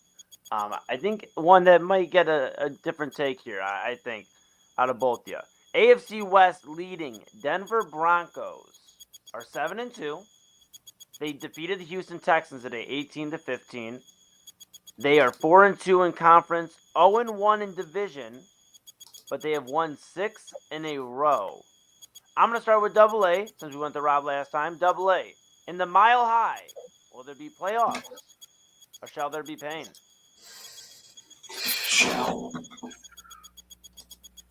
I'm going to say pain. I love Bo Nix. I really do. But I'm going to say pain because for the most part, I don't like how they start games. I think if you don't have a good execution of the game plan in the playoffs, you will lose. And I know they find a way to stay in games. They obviously are finding ways to win. For a team to go deep, I don't like the fact that they feel almost comfortable kind of playing down to their competition. I don't like the fact that, all right, fine, you're down against Philadelphia. Philadelphia defending world champions at the time, healthy. I get that. You're down you're down by double digits in the 4th quarter to the New York Giants. I get it. Great comeback. They won the game. But if you're not starting off these games strong and seemingly you're getting away with it and you think it's cool, I don't know. That kind of rubs me the wrong way a little bit in terms of competing against the best. Other teams that you're going to face in the playoffs, you're not going to be able to come back against them in the playoffs. It's just not going to happen. So I got pain for the Denver Broncos, even though I really do love Bo Nix. I think Sean Payton is doing a great job. But I think certain habits are going to catch up to them come January. I think they need another year. They're kind of like the Colts in that way. Sean Payton's doing a hell of a job. I think Bo Nix, nobody really kind of took seriously when he was drafted, but, he might end up being in that whole – think about that quarterback class with Caleb Williams, with Drake May in there. You got Jaden Daniels in there. Bo Nix is holding his own with those 4 guys for sure. So, yeah, they did, they've done very well. And Double A, forgive me, I didn't catch the first few seconds of that, what you were saying, because when Moon said they were 0-1 in the division, my first thought was, how the hell have they only played one division game in 9 weeks of the season? So that's another reason why I'm kind of saying pain on this one here, because they got the Chiefs twice. They'll have the Chargers again. They have some serious, it's a pretty soft schedule. Other than that, you got Green Bay. So who knows? You might be getting the best team in the NFC, or, a team that's going to get, knocked around by, freaking Panthers. So you still got some serious games there. You got to go through that division a little bit before before I am going to have any sort of trust in you on that one. Especially, you talk about playing down to your competition and being down 2 tutties. Try that against Patrick Mahomes. Yeah, you're not getting away with that against any of those teams, even the Chargers defensively. You just that. Well, they got they at least got the good news is they have a division game coming up this week. The bad news is it's the Raiders on Thursday Night Football. But so, you might be able to play that way against them. I think, Geno Smith will probably cough it up a couple of times.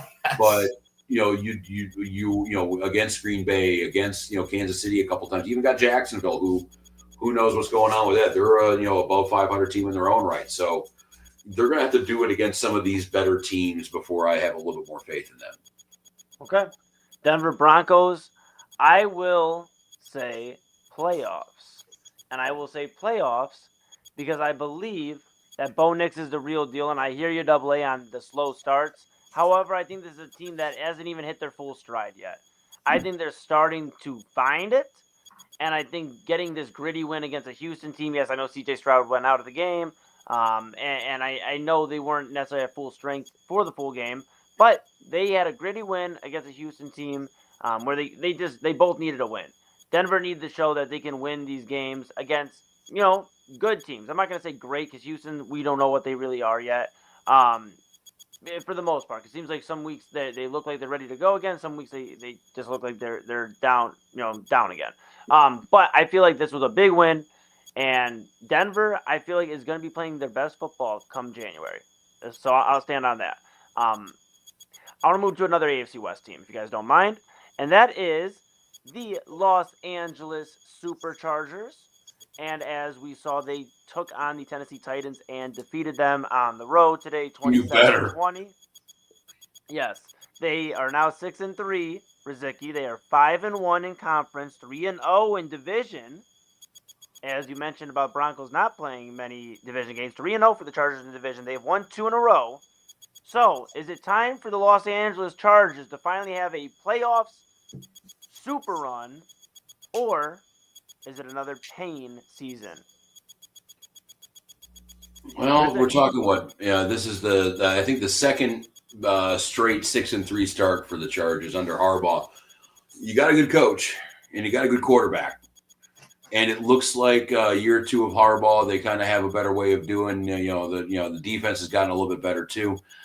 I want to say playoffs, but they're in the same division as the Broncos and the Chiefs. And I don't know if you're going to get all 3 through. Now, if you look at just straight quarterback talent, you might be able to give the edge to the Chargers, obviously. And, as much as we love Bo Nix, I think we're all taking Justin Herbert over him.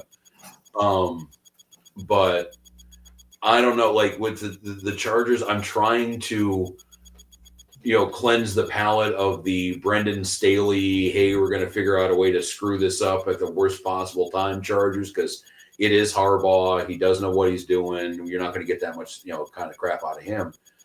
But I need to see more. I mean, they got tagged by the Giants. They got tagged by the Commanders.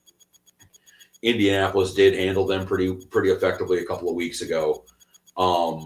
But yeah, I am not going to say quite yet because, your best win is against the Denver Broncos. I dare to say, you got Miami, Tennessee in there. Give me a little bit more. I'm going to say right now, pain, lots of pain. And AA, what do you say about the Chargers? The first thing I'll say is I got $10 off my YouTube TV bill just now. We'll take it. We'll take it. Talk about that coming up in a bit. Talk about probably why. Yeah. I'm going to say pain for right now. until I could see the Chargers beat Patrick Mahomes. And when do they face off here? I have the schedule. Their first matchup. Yeah, this is backloaded. This schedule, it really is. This entire division's backloaded. Yeah. Yeah, because well, you know what? They beat them week 1. Remember that was the game in Brazil, right? That Friday game. So right. They beat them in week 1, but cool, great.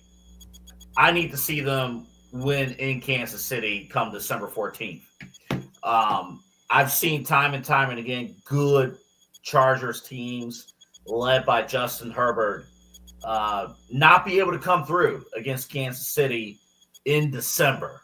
So for right now, I'm going to say pain, but they have the ingredients with a great defense, a quarterback that I like in Justin Herbert, a head coach who is a known cheater in Jim Harbaugh, but he's crazy bastard. But he's crazy. He knows ball. So he's good, but I need to see results. And I think to Rob's point, if you want to play the old, BCS schedule resume game, Chargers ain't winning that. So not at this point, but they have time. You sweep Kansas City, yeah. Maybe we could talk, but yeah. I got to see them. Because if we're talking about some of the other comparable matchups, I said Payne to the Colts. Colts drilled them. Colts handle business. There's some other games, so I'm going to say Payne for right now. But I like the team. I really do like the team. Okay. Yeah, and you know what? Obviously, we talked about Justin Herbert. We talked about, is he ready to make that next step? I think it's time for the Chargers to make that next step. But like you guys said, I just don't think they do. I think this is going to be a very tough division. I think this is, like you guys mentioned, a long rest of the season for them. And I just think they've, like Double A said, they've showed against, let's just call it what it is, teams that just aren't better than them. They've lost to them, Giants, Commanders, and I just think that's what it's going to come down to. So I'm going to say pain for the Chargers as well. And with that being said, we are going to do 2 more AFC teams here. We're going to hold on to our sweet National Football Conference next week. Rozycki, I'm going to start with one of your favorite dynasties here. And I'm going to go to our next team here, which is the New England Patriots. Now, the Patriots are sitting at 7-2, Rob Rozycki, without Tom Brady. There's a guy in town named Drake May now. And and the Patriots defeated the Atlanta Falcons at home 24-23. They are 7-2, 4-2 in conference, 2-0 in division. They have won 6 in a row. Rob Rozycki, are the New England Patriots going to experience another long playoffs journey, or is this pain? I'm scared. I'm scared. And I'll explain here. This is the longest winning streak they've had since 2021.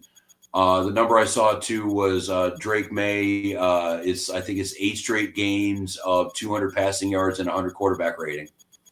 Last guy to do that was Aaron Rodgers in his prime. And I think only one other quarterback's done that.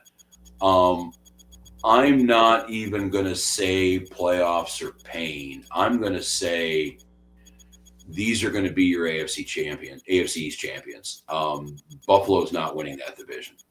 It's not going to happen.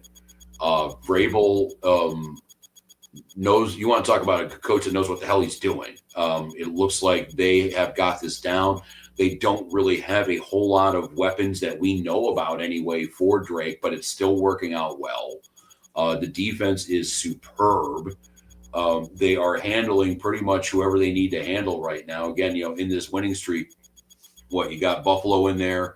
Yeah, of course. Okay. A Carolina and a Tennessee in there too. But yeah, I mean, for me right now, the fact that the Bills, I know they just beat Kansas City tonight, but the Patriots, they're a scrappy bunch, and I got a bad feeling, and I'm scared because they're set up to do this now until Vlad Guerrero Jr.'s contract runs out, and that scares the living piss out of me because I've seen this movie before, man. I don't want to do it again. So I'll take playoffs. Yeah. Double A. I'm going to ask you the same question. I know it won't give you as much of a Halloween chill or scare as Rob over there, but is this playoffs or is this pain for the Patriots? Playoffs, and not just playoffs. New England legitimately is one of the best teams in the NFL. They're that good. Wow. They're that good. They're consistent. They're consistent right now, which is something you can't say about a lot of teams. I watched, and again, we compliment, the Browns defense. I watched this New England. We all did watch this New England team demolish them. Demolish the Browns defense. And nobody else has done that.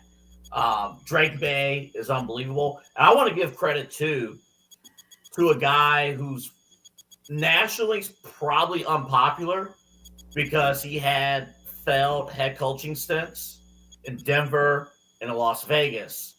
But for whatever reason in New England, Josh McDaniels, it just works. The offensive coordinator, it just works. And what he has done in this go-around, he has built this offense around the strength of Drake May. Everything. You see what happens when Matt Patricia isn't calling plays for you. Yeah, true. What McDaniels has done with this offense is really special, and they haven't really hardly used Travion Henderson. Like, he's gonna get second half of the season reps as the weather gets cooler, which you're gonna see bigger numbers from him. And New England, they're just doing this right. I think for me, I know the game was played today between the Chiefs and Bills.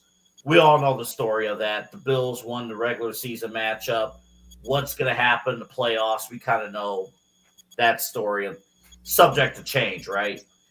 But I can make a case that New England, all around, might be the second best team in the AFC.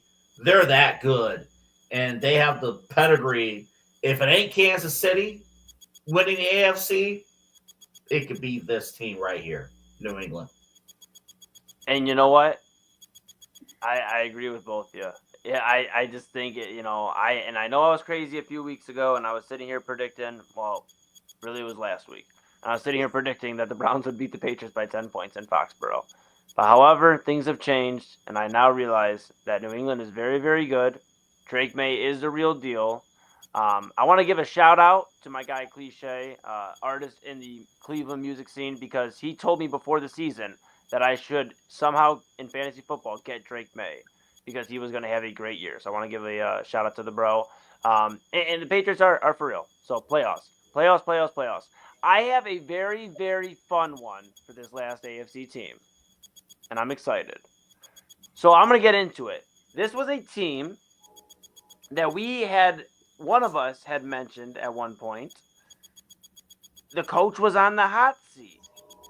The quarterback couldn't win a playoff game in consecutive games at that with Lamar Jackson and John Harbaugh. And the Baltimore Ravens, though they are not in the playoff field today, have won their last two, are 3-5, 2-3 in conference, 1-0 in the division. And let's keep in mind that this Ravens team has removed every single TV, pool table, anything fun related in the locker room. The Ravens won 28-6 over the Dolphins on Thursday night. We will start with Double A on the last AFC team. Is this playoffs, or is this going to be pain for the Ravens? And we're just talking about it for a few weeks. Just to bring up their schedule real quick, the Ravens, they demolished Miami on Thursday night. They have Minnesota. That will be a tough one. They have the Vikings on the road next Sunday. Then Cleveland, then the Jets, Cincinnati, Why is my schedule going away? What are you doing? Then it's a bye week the rest of the year. Again. ESPN app, and then Pittsburgh, Cincinnati again, New England, Baltimore. Okay, it gets a little tougher. I'm gonna say playoffs. I'm gonna say playoffs. Lamar is that dude. He's that dude. They're gonna get some cheap wins too. Kind of what I mentioned here in November before the schedule gets a little bit tougher in December. I think Pittsburgh is still going to win the AFC North. But if we're talking about some of these other teams, Indianapolis lost, maybe the Chargers. I'm not picking those teams over Lamar Jackson. In Baltimore, if we're talking the criteria of this being you make the playoffs, you win your first game in the playoffs, definitely Baltimore can do it. Baltimore's in the same situation, though, as Buffalo. Can they beat Kansas City when it matters? And they better figure it out, or a team like New England's going to swoop on in and do it for them. So I got Baltimore. I say playoffs. I say playoffs for Baltimore. They'll win their first playoff game. Rob, on the Baltimore Ravens. I think they can make it. That's, again, we got a wide open AFC here.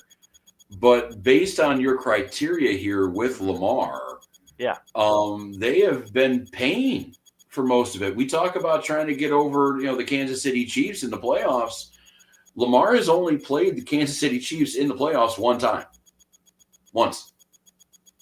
Every other team, every other time he's knocked out, it's been other teams. If it's the Bills, if it's the Bengals, if it's the Bills again, it seems like where, Josh Allen can't get past Patrick Mahomes, Lamar can't even get past Josh Allen. And their defense was definitely better in those previous years. They were not nearly as injured as they have been all year. And Pittsburgh might very well have to defend themselves against a charge from Baltimore coming up in the later part of the season. I get that. But I know he's a two-time MVP. I know he has a great regular season track record. But, Baltimore, even under the best of circumstances, have been paying in the playoffs. I guess my thing would be Lamar's made one conference title game in his career. So I guess my thing would be, no matter what, is Buffalo or Baltimore just paying until they can beat Kansas City in the playoffs?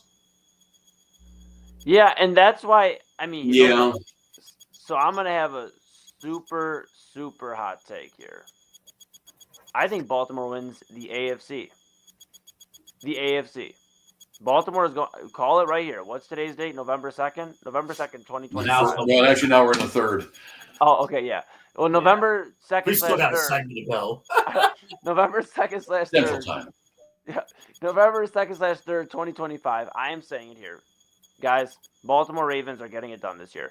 This is ultimately the most adversity. There's the word I'm looking for.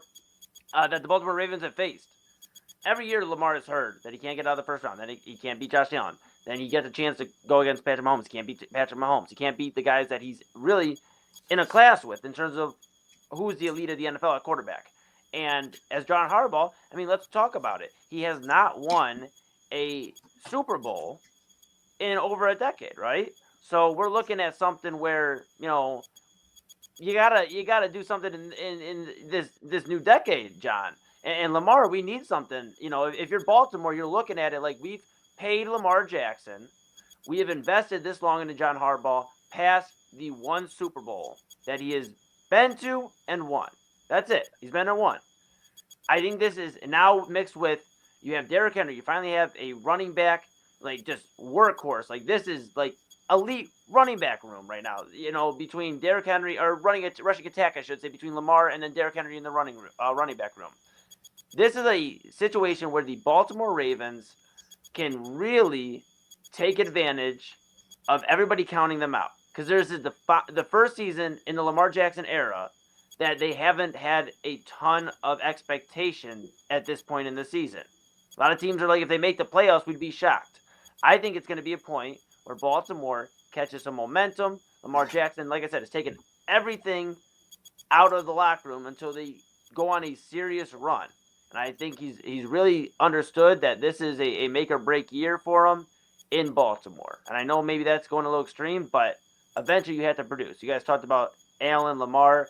I think Lamar's feeling it more in Baltimore because at least Josh Allen knows in the regular season he can beat Mahomes. In fact, he's pretty unstoppable against Mahomes. And I get it, we play for the playoffs, but he knows he just needs that ball to turn, like just to flip, the possession to flip one way, this way, whatever, for him to beat him. He's been super close. Lamar, it wasn't a close game when they played. The Ravens were 1-5, correct? Yes, they won the last 1-5. They're now 3-5. Yes. I have a stat for you. How many teams has made the playoffs after starting 1-5? I'm gonna say 3. I'll say 2 or 3 at that rate. 4 teams. 1970 Cincinnati Bengals, 2015 Kansas City Chiefs, 2018 Colts, 2020 Washington football team. That's 4 teams that have just made the playoffs. So the odds are stacked against the Ravens just to get in, but the schedule is favorable. They can do that. They can make something happen. Lamar is that dude. So that we'll see. We'll see. And Pittsburgh has to do what they need to do to hold on. Pittsburgh cannot have a game where they just look sloppy, right? Oh, they had 2 in a row before today. So right. I mean, so it has to be consistent football, and that's why even going around a little quick, Chase Brown, we did not play part of that cut earlier. Chase Brown was talking about going 3-0 heading into a bye week was within play for those guys. I mean, I think the Bengals could have been in this segment if their defense would have held on because Joe Flacco in that offense is playing unbelievable ball right now. Well, and that kind of just shows in general why it's kind of so hard to pick really what team's going where because, besides maybe a few teams, we mentioned the Patriots, we mentioned maybe the Broncos a little bit, even though they do play a lot of comeback football. There's not a lot of truly consistent teams in the league. We have, Steelers looked great yesterday, but they got their asses kicked by Cincinnati on national TV, and then they got their asses kicked by Green Bay on national TV. So what do you make out of that? Well, the other big thing, though, is that Kansas City has won this conference so many times that even if you have teams that look impressive, even Buffalo beating Kansas City today, you're sitting here thinking, "Ooh, that's cool." They ain't gonna do it in the playoffs. No, well, yeah, but I've already seen what folks have been doing in Kansas City all year is, hey, the receivers were hurt. Hey, this guy, Pacheco's hurt. Hey, now it's the offensive line that was hurt. They had a suspect. And I'm just trying to think that, it's weird that the Kansas City Chiefs are the only team in the NFL that has injured players. I didn't realize that. I guess, it's just something they can't overcome. I understand, Patrick Mahomes, he needs his receivers. He needs the right guys out there. He is the best quarterback in the league. He's not like that Baker Mayfield dude that can just turn a 4th stringer into a superstar receiver overnight. I mean, that's not the best quarterback in the league. The best quarterback in the league is the one who needs all of the toys and all of the parts around him and the perfect offensive line and the perfect head coach and the perfect defense and the perfect, we'll just say, refereeing crew. Allegedly. Long story short, I'm getting really sick and tired of everybody saying, well, making excuses for Kansas City because it's Kansas City. I don't really give a shit. If you're Patrick Mahomes, if you're good, figure out a way to do it with no receivers. Figure out a way to do it with no offensive line. Baker Mayfield's been doing that pretty much all friggin' season. Well, and he ain't you, so sorry. Well, here's a guy who can make plays that nobody else can make. I mean, here's a guy in Patrick Mahomes. I mean, I don't know what to tell you. I don't know what to tell you, Tarico. Okay, they've looked good for a couple of weeks here. They got Rashid Rice back. They got a couple of these receivers back.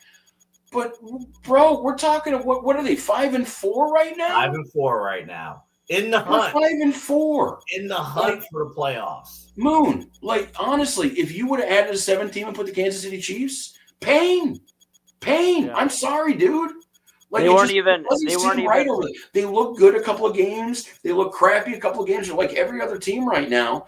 And I understand we should respect, Mahomes and Kelsey and Mr. Swift and all that kind of stuff. But bro, dude, they're not I don't think playing he's well. going to that many games, by the way. What's up? I don't think Taylor's been going to that many games. I have to check with my Taylor Swift sources. Well, I'm just getting tired of it. Dude, okay, Kansas City, they're afforded maybe they've earned a little bit of it with the last few years. How Indy hasn't earned it yet, the benefit of the doubt. But bro, the offense has looked like shit for 2 years. Besides a couple of games recently. Well, these teams in the AFC, there's no excuse then. They gotta beat them. I mean, literally, we're doing. And Eli, you did a great job with this, and you're going to do the NFC one next week. Yeah, heck yeah, we are. And literally, here's the thing: when we do this exercise next week with the NFC, we're not going to say, this team's great, but we got to watch out for Philadelphia, even though Philadelphia is a great team, but they got injuries with Barkley and stuff. But in the AFC, how many supposed contenders has fallen to a crappy-looking Kansas City team? That's what I'm saying is it's just so wide open and so inconsistent right now. The same team that destroys, Detroit on Sunday Night Football a few weeks ago, they're the ones that, get beat up a little bit by, the Chargers or the Bills. The one thing we'll give Kansas City is that, their losses this year, they don't really have an anomalous loss. Their losses have been the Chargers. Okay, that was opening week. We talked about the Brazil game. The defending champion Philadelphia Eagles. Okay, they lost basically 2 out of their last 3 games at that point to the Eagles. Jacksonville, which I guess is probably the worst loss of the bunch, but Jacksonville's a 5-3 team. And then Buffalo today. So it's not like you have a shit week 7 performance against Atlanta or a blip in the radar against the Cardinals or whatever. Well, remember that Christmas game where they looked like they hit rock bottom?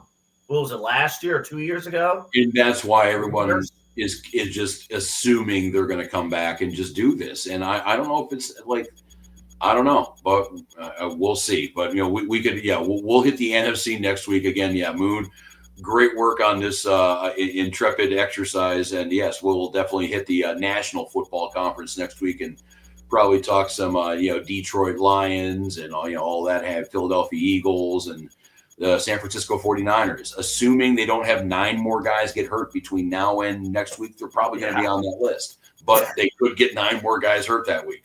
Doesn't matter. They still keep winning. The only guy who is not hurt on that team is the dude who gets hurt every year, Christian McCaffrey. Great job. But yeah, we'll get the NFC in more detail next week. Also, too, coming up in the show, we'll get a little news and notes. We'll go over what we have learned today, and we'll get you going on your way. We're only about, 12:15 here, late night here on the Inside Edge Podcasting Network. I am Rob Rozycki. We have Eli Moon. He is bobbing and weaving in there. And then playing middle on this one here, center field, we have Anthony Alford. This is the main event on the Inside Edge Podcasting Network. I almost got there. But, we'll be back, and we'll finish up festivities momentarily.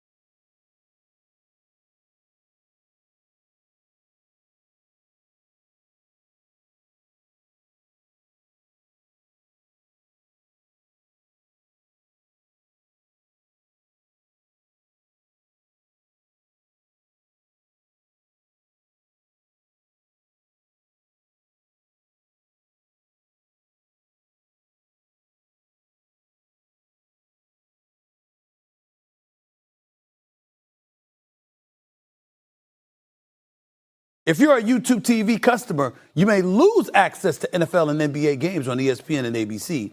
Visit keepmynetworks.com for more information. The funny thing is with that being said, on ESPN's page, when I was looking at a box score of the Ravens game, there was an ad for Get ESPN on YouTube TV. This is the main event on the Inside Edge Podcasting Network. I am Rob Rozycki. We got Anthony Alford, Eli Moon. Final segment of the show, news and notes. And yes, we'll start that off with our news and notes, stuff that might have gone unnoticed or really hasn't fallen under a particular column for the show here.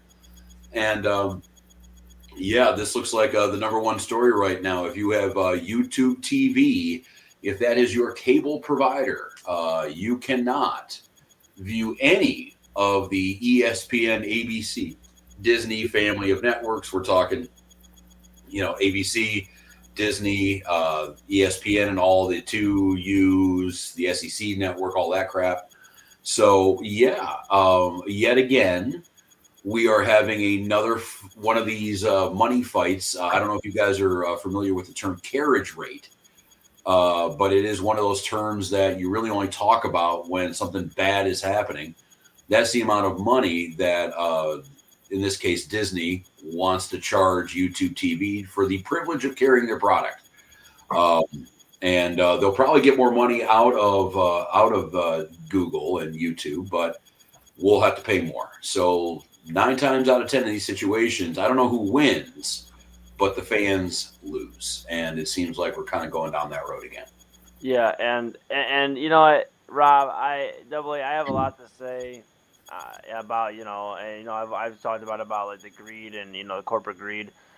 Somebody, as a music artist, and somebody who puts on shows here in Cleveland and out of state as well, I try to bring an experience that is worthwhile. And I'm not, so I guess it makes me mad seeing it like on these grand scales where they're trying to, these companies are going back and forth. Essentially taken from, the viewers. And I'll leave it at that because I'm not a YouTube TV subscriber. So I don't have a personal, blow here, but I feel for my bro AA because not only has he lost to WWE on the ESPN app. Oh, shit. He might lose YouTube TV at all sports and be coming over to mine or Rob's house to watch the Browns on Sunday. AA, that's my take on it. Like I said, somebody who values the experience, and right now ESPN and YouTube TV are jockeying over taking the experience away from the customer, and that's my how I can reason what see it. But I know you're being affected if this goes down and YouTube TV loses ESPN and all that. Well, it's going down. It's going down right now. This past weekend, actually. The ESPN channels and ABC was taken off the service Thursday night. It was so this past weekend, as far as college football, no SEC football, anything like that. Be mindful. Let's see how serious both sides are because Monday Night Football is a different beast. You can threaten to get, taking away college football. And as popular as the SEC is, it is regionalized. Tomorrow is the Dallas Cowboys. so let's see who gives in. I hope Skip Bayless doesn't have YouTube TV is what we're saying here. Let's see who gives in. Now, Rob brings up an interesting point that I would say 95% of the country has no clue about, and that's the carriage rates. That's something that ESPN, and if you read the ESPN book, The Growth of ESPN, they're actually one of the first networks that actually originated the carriage rate. Which is these guys have all the fun, that ESPN book? Yep. And that basically, to Rob's point, ESPN going to the cable providers, that's a great book. There it is right there. It's a phenomenal book. I read it probably every 2 or 3 years. Just go through it again. It's a great book. I hope they do a follow-up. It's great. But there were one of the early chapters of that book talked about how in order for ESPN to turn a profit, we're going to actually charge the cable providers. Now, people don't know that, so the public's going to automatically blame the cable companies. They're going to blame YouTube TV, and rightfully so. But be mindful of this. YouTube TV started, when it started like 5 years ago, 6 years ago, it was $40 a month. Now it's $83 a month. Yeah. And it's not solely because Google wants more money. Yes, it's a business, but it's because Disney wants more. NBC wants more. Warner Brothers wants more. Everybody who carries live sports, big movies, things like that, they're charging more. And they know that the fact that a lot of customers are not going to blame the individual networks, they're going to blame the cable companies. Mm-hmm. And when you because you could jump over to another company. And that's the thing is, like, I can't choose to watch Monday Night Football on NBC. ESPN has it. That's not going to change. I can choose YouTube TV to Spectrum to Hulu to and we all know the provider, or you can just I have no problem watching Monday Night Football tomorrow because I have the ESPN app. I just direct to me. I am not dealing with that middle crap. If there will be no drama with that. So yeah, there is. It does put the maybe not blame but pressure on the cable company. Oh, it's kind of pressure. And here's the other factor, too, that you may not be like, wait, what's going on? Because of the government shutdown, one of the issues was Disney wanted to overtake Fubo. Fubo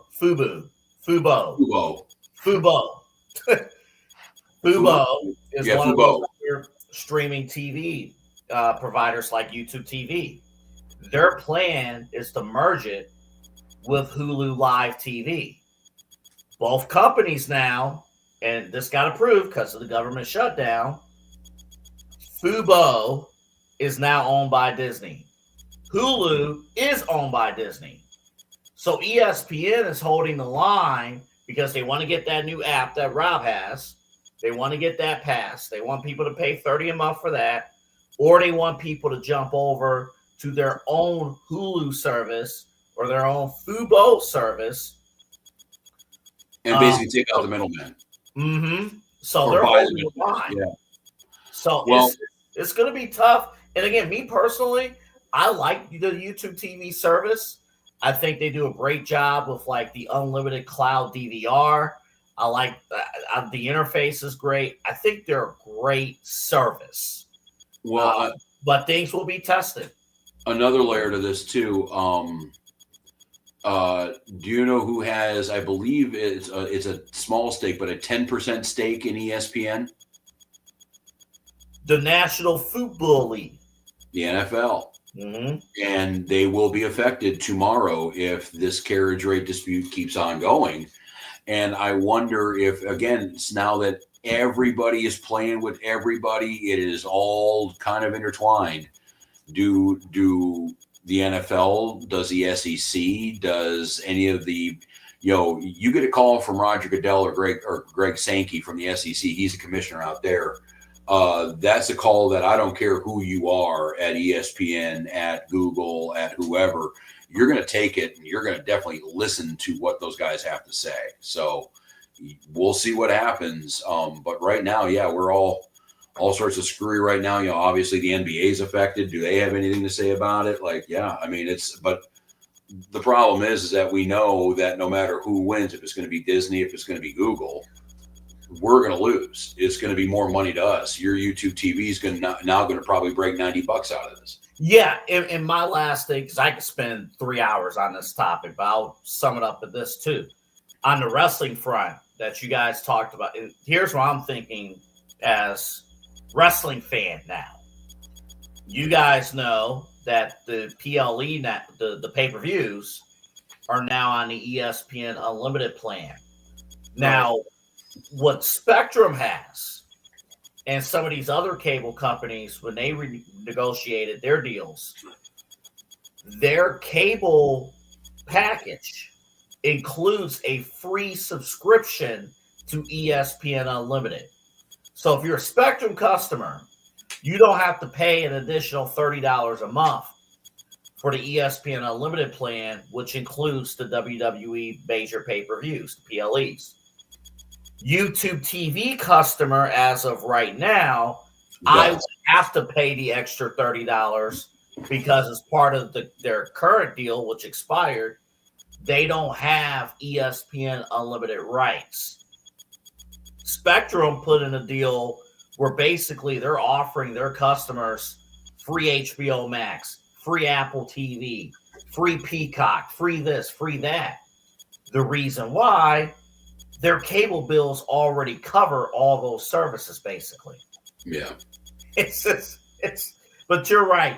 If I was not a sports fan, I wouldn't bother with cable one bit. But they know live sports is not something you can just DVR and figure out what happens. It's the only thing that's appointment viewing anymore. It's the only thing that we need to tune in at 8 p.m. on Monday, at 3 p.m. on Saturday, at what, you can, but nobody really has any interest in watching a day old game. So yeah, that's why. And then, and we brought it up with the NFL. The NFL is the king of even all of that crap. Like the NFL, you take a look at the top 100 broadcasts in a year, it's 75 NFL.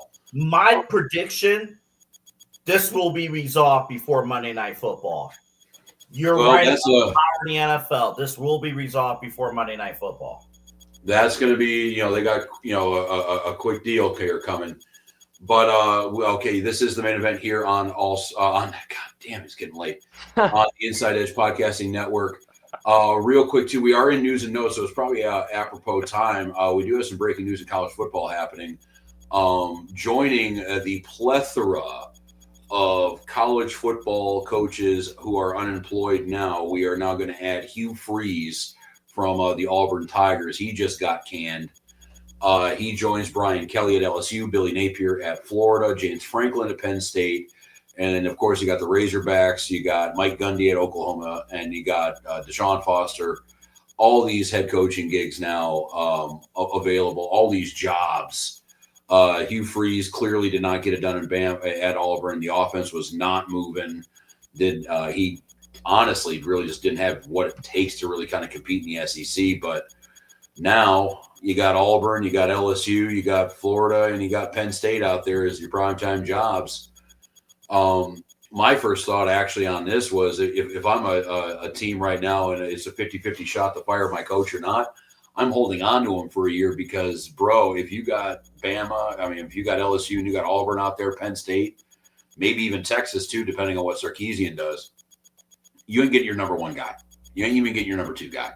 You're probably even not getting your number three guy. But yeah, another head coach in college football has gone by the wayside. Yeah, and you know what? It's Urban Meyer's hearing this, and he's thinking, "Man, do I have one more shot at me?" But all jokes. Thinking that. Yeah. All jokes aside on Urban, but yeah, like Saban and like all of them. Wouldn't that be something though? Like Nick Saban going to Auburn, like that would be. No, he'd go to LSU. He'd already been there. That's what I'm saying. He's already been there. So if he goes to Auburn, now it's like, and then he goes and wins at Auburn, it'd be even crazier. But it just kind of talks to like what we talked about a few weeks ago. College football is in a spot right now with this 12-team playoff where if you're not in a position to really make we talked about it all last segment with the NFL teams, but a real playoff run, then you're not going to be getting this 7, 8, 9 year, long run and seeing what happens. You're going to get a very quick trial run of about 2 to 3, maybe 4 years if you're lucky. And if it doesn't work out, you're gone. Like, that's just what it is. And so you're going to see a lot more. College is becoming more and more like the NFL, for instance, and I'm all the way for it. I love it. But NIL money, they're getting paid just like the pros. And now we're going to start seeing the coaching carousel. Like, you already see players move around on teams. We're going to start seeing the coaching carousel and short leashes on these coaches. I think NIL and the influence that your top boosters have more power within college than the NFL.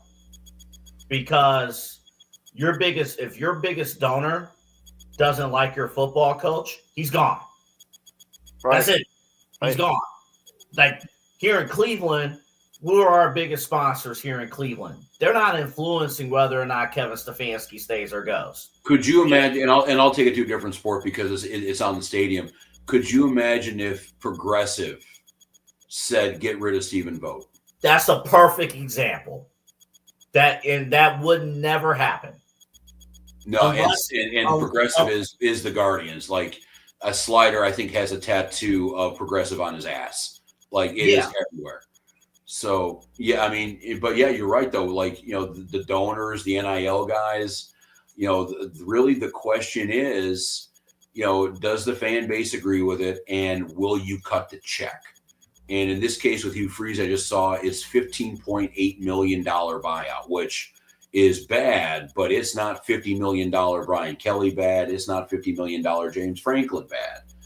But yeah, I mean, if you got a pissed off alumni base and somebody's willing to cut the check, then yeah. And the other thing I could also see too is, Frank Signetti in Indiana, he just signed a 10-year extension.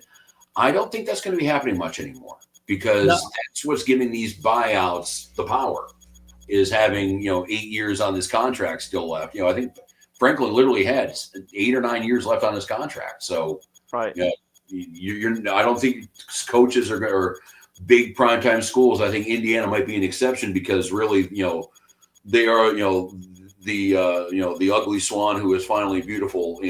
Actually coming into their own here. But your big SEC schools, your big perennial Big Ten powers, they're not going to be signing coaches in 10 years anymore. And I got a take on, we're talking about coaches, on the hot seat, who's not on the hot seat. I will say this. We were talking a little bit about college football before the show. And I said, Alabama has been looking really, really good since that loss earlier on in the year. But hey, make no mistake about it. Kalen DeBoer, he has no, real. I still think he's on thin ice. No really wiggle room. Nick Saban created a crazy legacy there, and so I mean, if Kalen DeBoer gets there, and losing the first round this year, I mean, next season is going to be a little hot, temperature wise. So it's gonna ramp up, and I'll add on to it too. Imagine. I'll take another analogy. Think of all those sports talk. Think of the callers, right? That called in the sports talk radio every Monday after a Browns loss or something like that, or after every big whatever. Right. Imagine if one of those callers was a top donor, and he said fire Kevin Stefanski, and they actually did it. Like these donors, these big sponsors with NIL. First and foremost, they're fans, but fans make impulsive decisions. I was going to say that means they're bad loss. Yeah, and and in the case of Brian Kelly, that came after a bad loss at home at night in Death Valley, which is a game that typically Louisiana State University does not lose. So, and obviously too, we heard throughout the week the stuff with the governor getting involved. Whenever your coach is on the hot seat and the athletic director hears the governor is on the line to talk to you, then and again, governor, I understand he's not a who knows, he might donate to LSU. I don't know anything about Jeff Landry. I think he's a governor out there, but he is in charge of filling a few seats on the board of trustees. It is a state-ran university. So yeah, you can get, that is basically a mega booster getting involved. So, yep. I mean, it is what it is. And that might be a reason why we don't see Saban and Meyer and any of these older guys, because they ran from this to begin with. I don't think they want to jump back into this pressure cooker because, okay, if I'm Nick Saban, I take over LSU and I get a slow start, or even Auburn,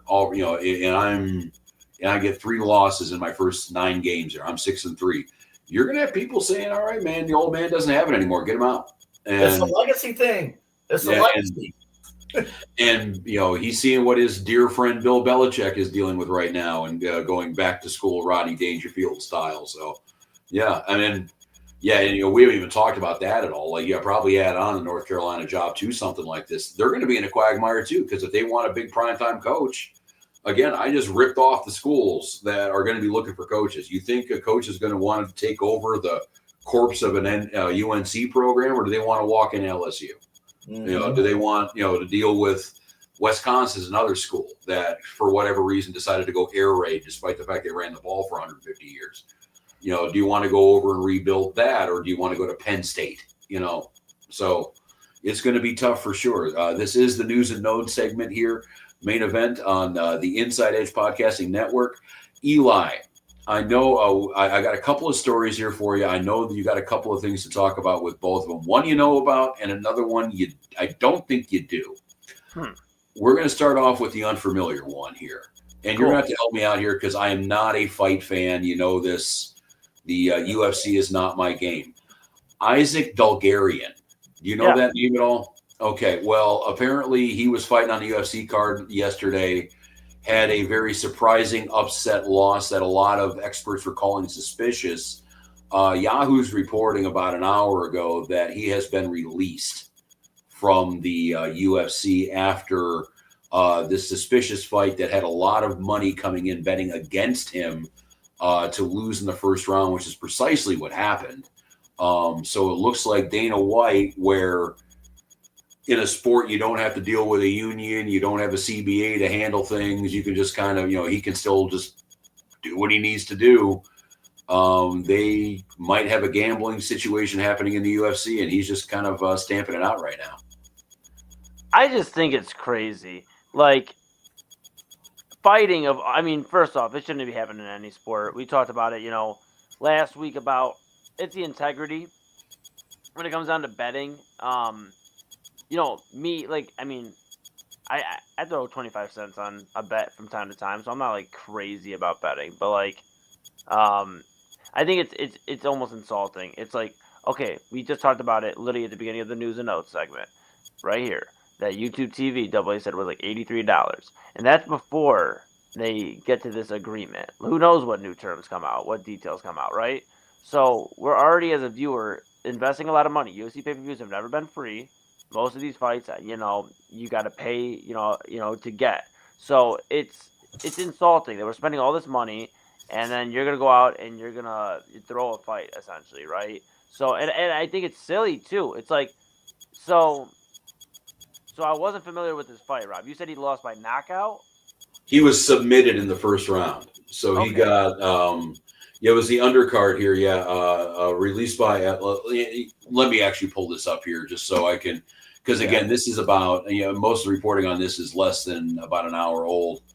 Let's see. Came into a featherweight bout as a betting favorite, but tapped out to a rear naked choke in a fight that many onlookers deemed suspicious. The fight took place under a cloud of rumors regarding possible strange betting activity, with Dulgarian suddenly dropping from a minus 250 favorite to a minus 154 just prior to fight time. And that was bestfightodds.com reporting that. So the bout apparently was questionable enough that several sportsbooks online, including Caesars, said they refunded bets that users placed on dude to win. So there was enough smoke where all these guys thought that they needed to put out a fire. I just think, and it's just disrespectful. Like, and it's like, for somebody, I'm not going to say I ever fought or wrestled at the highest level, but I wrestled, pretty much my whole life, and through high school. And, I've been around the MMA world. I have covered some UFC events, and boxing, whatever. I think it's super disrespectful and crazy. Like, first off, disrespectful to the art of fighting, because there's a respect you have for when you step in that ring. And any fighter, wrestler, boxer, whatever knows that. And then also, this is like playing with Jeopardy, because the other dude isn't in on it, or other woman, whoever isn't in on the fight. This going down. What you're gonna do? And it's not a pro wrestling match where the referee and the opponent are all working together. Yeah, correct. So you're playing with the life, to be pretty blunt there. You're playing with your life because, like, somebody's not in on it, right? Because who would be in on it? And you get KO'd or something. It's a nasty KO.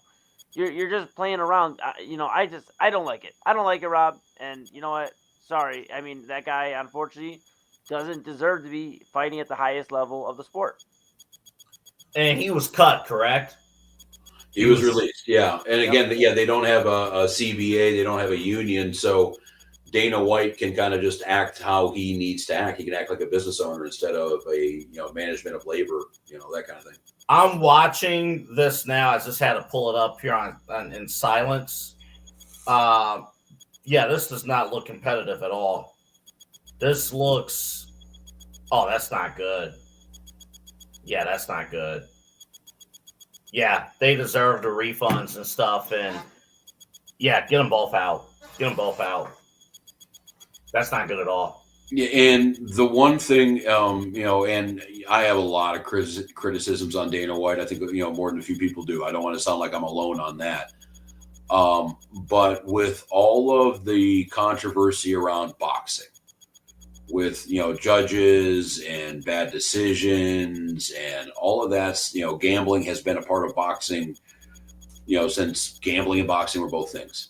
The UFC's avoided that. Like the UFC, very rarely do we ever see a fight end under shady circumstances or, have, controversy in that kind of situation, maybe a low blow or something like that, but it's never kind of a weird. Yeah, we never talk about the UFC in that way, ever. Weird finish to it. So Dana White has kept that out, and hopefully, his power in the UFC, unlike Adam Silver or Rob Manfred or Roger Goodell, his amount of power is a lot greater, where he can not have to call a union boss and fire somebody. That's what, Eli, at your day job, at my day job, at Anthony's day job, that's what would happen if somebody screwed up. They wouldn't have to talk to a union. So he can act on that. And what we need to see out of the NBA with all of their names involved, it looks like Dana White is in a much more better position to enact that completely on his own without consulting anybody. If he doesn't want you involved, you ain't going to be involved ever again. And it looks like this could just be the start of it. I advise you guys after the show to watch that. The whole fight is on Twitter. It's horrible. And I will say this, and this is my final point on this this subject. I'm curious to know what I do know about the other story that Rob has. But I will say this: being in the room, like and seeing Dana White, speak to the media after these long, because I mean, I'm just gonna be real. They're long UFC events. Like you get in, you kind of like give an idea. Like for example, when I went to Buffalo, we checked in around, for fight night around, I'd say 3:30, 4:30, 4 o'clock, right? Fights don't really start, the prelims till 6. And if you're really crazy, you go for the early prelims. But, we went to get in time for, grab dinner, get prelims. You go through, you get all the fights, the main card, all that jazz. And then you get to the post-fight press conference. Now, for example, in Cleveland, the post-fight press conference started at about 1:30 in the morning and went till 3:30. In Buffalo, it didn't start till around 2 in the morning. So and then they go for a couple hours, right? So seeing Dana White at 4 in the morning. Fellas, I was going to say, was Dana White last? Dana White was typically one of the last people, if not the last person to speak at every press conference I was at. I wasn't at a ton. I'm not going to sit here and say I've been to a ton, like Ariel Helwani and these guys out here, but I've been to enough to respect Dana White, seeing it the grind up close. Like he doesn't just disappear after the fight, the presser is over. He's in the room and he's still chopping it up. I remember being about 2 millimeters away from Francis Ngannou. This was when he was on his just monstrous run. And Dana White's just in there chopping it up with the media, kind of the people. I just think he gets a bad rep sometimes, Rob. So I kind of wanted to say that. I get he has his things that that do irk the media and whatnot. But the one thing he's very big on is the integrity of something that he's really built into a phenomenon. I know he has to, because if the integrity goes away, he stops making money. He is directly involved with this. Right. But we just talked about boxing having shadiness and boxing still having these promotions around and it having like a black eye look kind of look on it. Dana White, what I'm saying is like I've seen how much like he cares about like the actual like castle, the palace he's built with the UFC and the hard work he puts in. He's not just disappearing, showing up for a 20-minute thing and disappearing. He's there to the long haul. So I can appreciate that. Well, and yeah, and I think that's why, like he has to, and again, like, I'm not a fight promoter. It is a business where you do have to piss people off a lot. But it seems like he is very good at protecting the UFC and and defending it and keeping it growing. And I know he's not a commissioner by name and title, but that's what that's what his job is as the head of the whole thing. And yeah, I mean, you want to talk about commissioners in sports right now? If it is, Adam Silver, again, I mentioned all the guys. If you want to put Dana White in that list, his sport's grown the most in the last 20 years. You want to talk about percentage wise, he's been, that's been working out very, very well, going from free events on Fox and, WB back in the day. And, now they're on ESPN and primetime pay-per-views and charging $60 a shot. All started with Spike TV and the Ultimate Fighter. Yeah. All right. Well, I mean, we'll see what happens with that too. Again, another gambling story kind of banging around pro sports, and it looks like we'll see how UFC handles it and see if it could be a case study for other deals. And maybe with baseball coming up with their labor negotiations that we were talking about, you might have to really look at language on how these guys are punished and figure out a way to do it while maintaining their rights. But we'll see what happens. This is the main event here on the Inside Edge Podcasting Network. News and notes. We do have one more story to talk about here. Eli did bring this to our attention. The Memphis Grizzlies were in action today. I have not actually pulled up what they actually did today. We can probably get that quick enough. But they did not have their superstar point guard, one of the better players in the league. Well, I think I could say that pretty effectively. John Morant, he was suspended 1 game, conduct detrimental to the team, and that probably had something to do with the 117-104 loss they suffered to the Raptors. It looks like he's butting heads a little bit with the head coach out there, and the head coach wants to show him who's boss. But we do have a little bit of footage for. So basically what happened was he was called out by the coach for lack of leadership, lack of effort, whatever. Didn't respond well to that, and talked to the press about that altercation. And we do have the audio for that, or the video for that, right, Double A? All right, play it. What went wrong for you today? Go ask the coaching staff. Do you feel like, there was anything you could do differently, I guess? You ask them. They had a whole spiel in here, so. From the outside, and the outside may be wrong, but from the outside, it didn't look like you had your usual energy tonight. Go ask the coaching staff why. Okay. You feel like you should play more? Go ask the coaching staff. Should I play more or not? What could have been done different to get a different outcome other than asking the coaching staff? According to them, probably don't play me, honestly. That's what basically the message was after, so it's cool. The coaching staff message was it? It's cool, bro. We good? You didn't have anything physically wrong in terms of illness or anything? Oh, no, I'm good. I'm fine. Okay. I'm fine. All right. I love that at the end of that, one of the reporters was like, all right, we good here? We good? Like, really, like, you're in deep whatever. And he's like, nah, I'm still going to talk that talk. I love the other reporter too going, other than saying they're trying. The reporters are trying to protect him. They're trying. Well, they're trying to protect him, and they're also trying to get an actual printable quote. I'm sure they're trying to get some sort of answer out of him too. That isn't just him being a whiny, petulant, small child. Because that reminded me a little bit of Cam Newton after he lost the Super Bowl, honestly. And my thing though with Ja, and he's got $1 million game. He's got $1 billion game. He's talent-wise one of the best players in the league. We talked about it.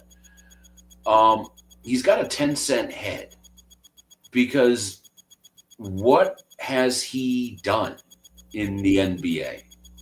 What has he achieved? How many scoring titles has he won? How many I'm sure he has maybe an all-star appearance. I can probably find that pretty quick. What has he done to warrant acting like he can kind of dictate to this franchise what he wants to do and act like this? Because the only time I ever really hear about Ja Morant anymore is when he's injured or when he is, Instagramming. So what the fuck? Okay, Chase Brown.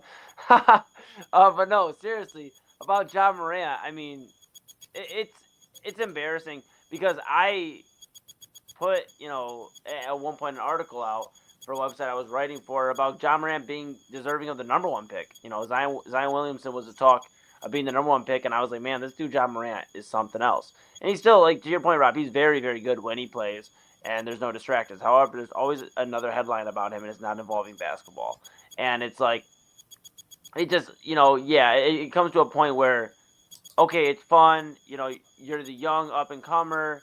You're the young team. The Memphis Grizzlies were that young, fun team. Him, Jaren Jackson Jr., those guys, even, Desmond Bain at that one. They had a young, fun team. And then they didn't win when they were that young, fun team. And now that they're that team that's kind of stuck in the what have you done as a unit, and why shouldn't we blow this up and start from square one again? Because they have pieces to build around. Jaren Jackson Jr., Michigan State alum. Let's go. We also have, or they have, Santi Aldama. They have guys around that they can build around. They don't necessarily need to have Ja Morant in the picture. And I know that's crazy to say because we would not have been saying that, 2-3 years ago. But a lot has unfolded in the personal, and now it's coming to the court. Whether, I know it happened after the game, but it is an effect of how he played on the court. And now he cannot handle post-game pressers.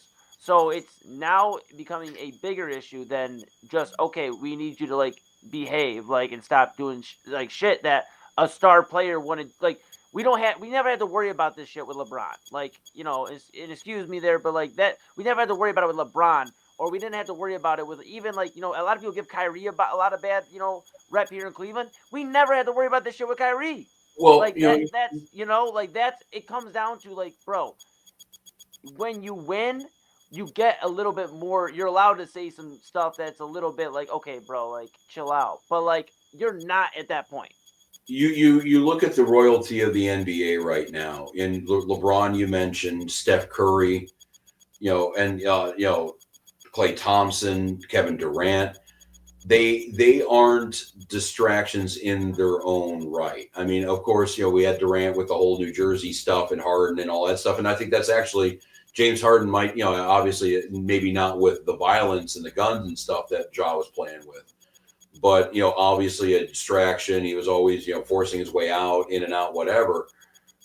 That's why you couldn't build around him. You can't build around Ja no matter how good the game is. And his game is good enough to be put in that LeBron, in that KD category. It truly, truly is. But you can't depend on him in and out, day in, day out, to be a professional. And as talented as the kid is, certainly not a professional. He's had a tumultuous, how long has he been in the league? 6 years at this rate? Probably longer than that. Won the Rookie of the Year in 2019-20. So, and then won in Most Improved Player 2 years later. You got to have a pretty tumultuous first couple of years to win Rookie of the Year and then Most Improved Player 2 seasons later. And It's because he's always out. He's hurt. I know we can't do much about the injuries, but between the injuries, between the disciplinary crap, I mean, you can't do anything around him. You can't, there's no consistency there. You can't trust him for anything. So full transparency. When Eli, you brought this story to our group chat today, I was at the gym, and the signal wasn't the greatest, so I couldn't watch this video while I was there. But I was thinking, I'm like, like, what? I'm like, I don't know if we should talk about Morant on this show just because he hasn't done anything lately. I was just thinking about like all the top stars in the NBA that we could be talking about, and never once did he cross my mind. Oh, yeah.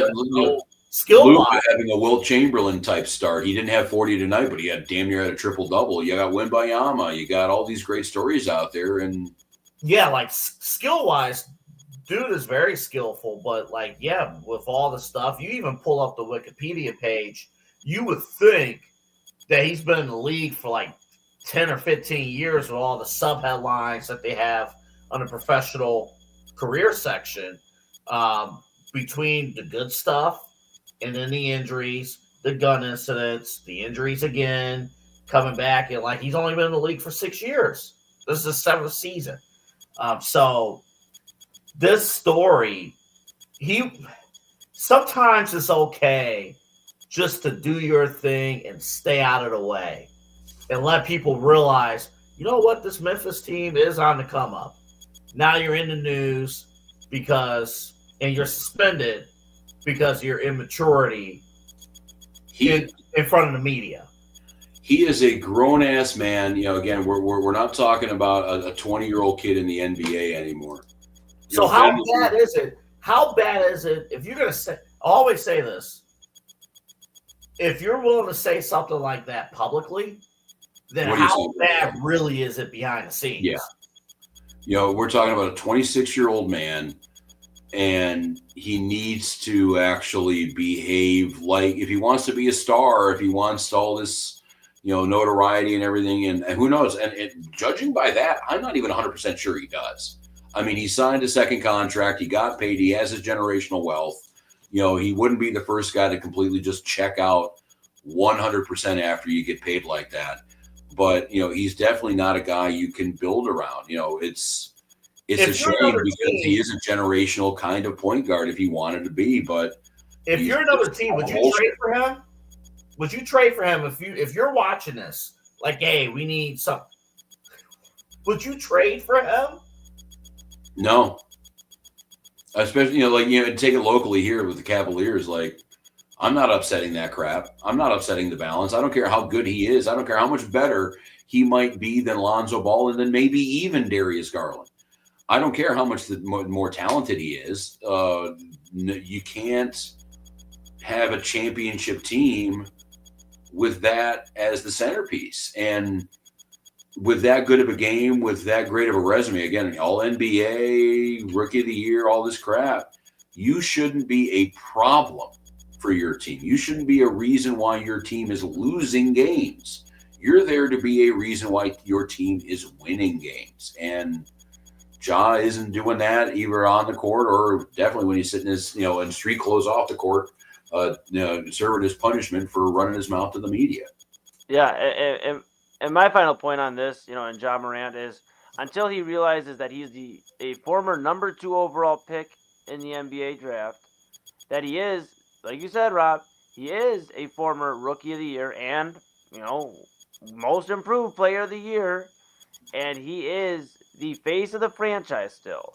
Now, can he lose that very, very quickly? And is he doing a pretty damn good job of putting himself in position to lose it? Yes. But Ja Morant can still save face and still put himself as, you know, the face of Memphis and stay that way. But he needs to realize that he's a role model. Kids look up to him. Now, I'm not saying he needs to, you know, be in the community every day, though it would be nice to see, considering that, you know, the community, like, in a community like Memphis, too, like, I got my dad's side of the, you know, family's from Tennessee, you know, Newport, and, you know, so Tennessee is a very, like, tight-knit state, like, you know, and you know, Memphis is a tight-knit city for the most part, you know what I'm saying? So I just think, you know, that community wants to root for somebody. Look back when, like, they had Randolph and Marcus Gasol and you know, the grit and grind Grizzlies, you know what I'm saying? Like, they had guys, but none of those guys were necessarily superstars. Ja Morant can be a superstar, and they want to root for him. But until he realizes he is a role model and needs to start acting like you said, Rob, an adult and a role model. You gotta grow up. Yeah, He's got to be the grow face up. of the face of the franchise, and that is responsibilities on the court and off the court. And if you don't play well on the court, you better at least address it properly off the court, or you aren't fitting of the crown there in Memphis. Well, and I learned this doing radio last 10 years or so. When you have, and I've had a great opportunity to work with a lot of notable names and big names. And when your name is on the top of the show, when your name is in the show title, and that's pretty much like being a superstar in the NBA.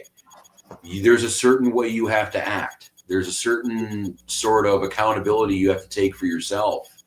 And you have to understand that a bad day for you, a bad day for the show, affects a lot of other people around it. And there's a certain professionalism that you take when you're a leader of a team. Like there's a way that Steph Curry needs to act, and then there's a way that Draymond Green can act. And, basically what we're asking right now is Draymond Green to, somebody who makes him look like a choir boy, try to be the centerpiece of a team. This is the main event here on the Inside Edge Podcasting Network. Double A Anthony Alford, Eli Moon, myself, Rob Rozycki. We got a few minutes left here of this podcasting program. We have just enough time actually to talk about what we have learned this week in the world of sports, and we're in life in general here. But we can, I don't know, Moon, Double A, anybody want to go first? I'll go first. Okay. And I have a rare wrestling take for you here on the main event. Okay. Yeah, I got been waiting for one of those, but it's kind of a life thing too, a little bit. So this past weekend, if you guys were able to see the main event championship match was between CM Punk and Jey Uso. And we'll talk about like the storyline significance, CM Punk winning the world title. We'll talk about that this week on the Side Hustle podcast, myself and Kyle. But what I do want to talk about here, Jey Uso was given an opportunity this year. He caught fire behind the scenes. He caught fire with the fans. He was given an opportunity to operate at the top and to continue to get himself better and not choke the opportunity away. And this year, he did not take advantage of any of those opportunities. He did not get better in the ring. His conditioning did not get better. His promos actually got worse. He depended on the yeet gimmick compared to in 22 and 23 when he was cutting real promos that connected him with the fans in the first place. And this past Saturday, he probably wrestled his worst match of his career, of his singles career. And this may be the last shot that he has in the main event scene. We could talk about the wrestling components another time, but I think it goes to show when you get that opportunity to be at the top, that doesn't mean you stop working. That doesn't mean that, I'm cool, let me just sell on in. And well, it's kind of what we're going in with Ja. Is like, hey, when you're at that spot, yeah, you're right. You can't, being at the top means you can't coast. It means you have to work harder. Exactly. You got to work even harder. You got to outwork the other ones that didn't get that spot. And in the wrestling world, we found out a hard lesson of if you don't work hard on your craft and you become lazy, you get knocked off your spot and you may not ever get back to that high level that you had a chance to be. I was at the Royal Rumble back in January where he won it all. And it was a great moment. He slipped up a few times. They gave him an opportunity to run, and then things fell apart, and he never worked on his craft to get better. And he may never sniff the main event after the storyline concludes ever again, and he has nobody else to blame but himself. What, 6 months away from being a tag team specialist again? And it makes me, and I don't want to, I'll be tuned in for the Side Hustle Wrestling Podcast on the Inside Edge Network with my bros, Double A and Kyle. But I do want to say, it makes me think, man, LA Knight, could he have got at least one more World Heavyweight title opportunity instead of Jey Uso? At least we know we would have got a solid match. And yeah. And that seems like, like LA Knight kind of is in that profession. Maybe he's not the number one guy, but yeah, he's kind of in that professional. You can trust him to do the work, to be prepared, to deliver every night. But yeah, I don't know. The Usos in general never really impressed me. It was like 300 super kicks and we scream yeet all the time, but it is what it is. But yeah, I'm glad a little wrestling got into the show though. It did. This is a big weekend. There's some turbulence going on, but I'm happy CM Punk is the world champion. So that part's good. If you looked up the AEW roster from 2021, a good chunk of them are now world champions in WWE. Yeah, I mean, Tony Khan hired some talent over there. It's just like the Cleveland Browns, all they had to do was just leave to become pretty good. So how about that? Yeah. All right. Well, I guess I'll do it. What did I learn this weekend, fellas? Well, I had a very busy weekend. I learned a few things. I'll do a quick side note. I learned quickly on the phone with my bro and our bro Omar. I learned that 1 a.m. to 1:59 didn't mean anything because I relived it all over again from 1 to 1:59 twice this morning because I was up and I had insomnia.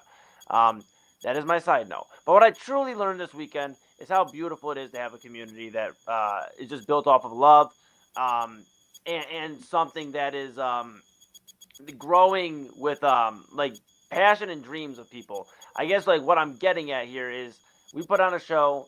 I put it together for Halloween on Friday. Did a costume contest and had hip hop and rap artists on all night. And I opened up the show and I DJ'd and hosted it. So I was engulfed in it. And I had like a bunch of my bros on the set on the show doing performances. I had a few different artists. I had Tori Medusa from Akron come out. Jay November come out as well. He was just down up in New York at SOB. So, I mean, they came out and did their thing. Then my guys, Zumiaza, Gio, Mark B. Easy, and Cliche. And then, like I said, I was on the card as well. And King Grim.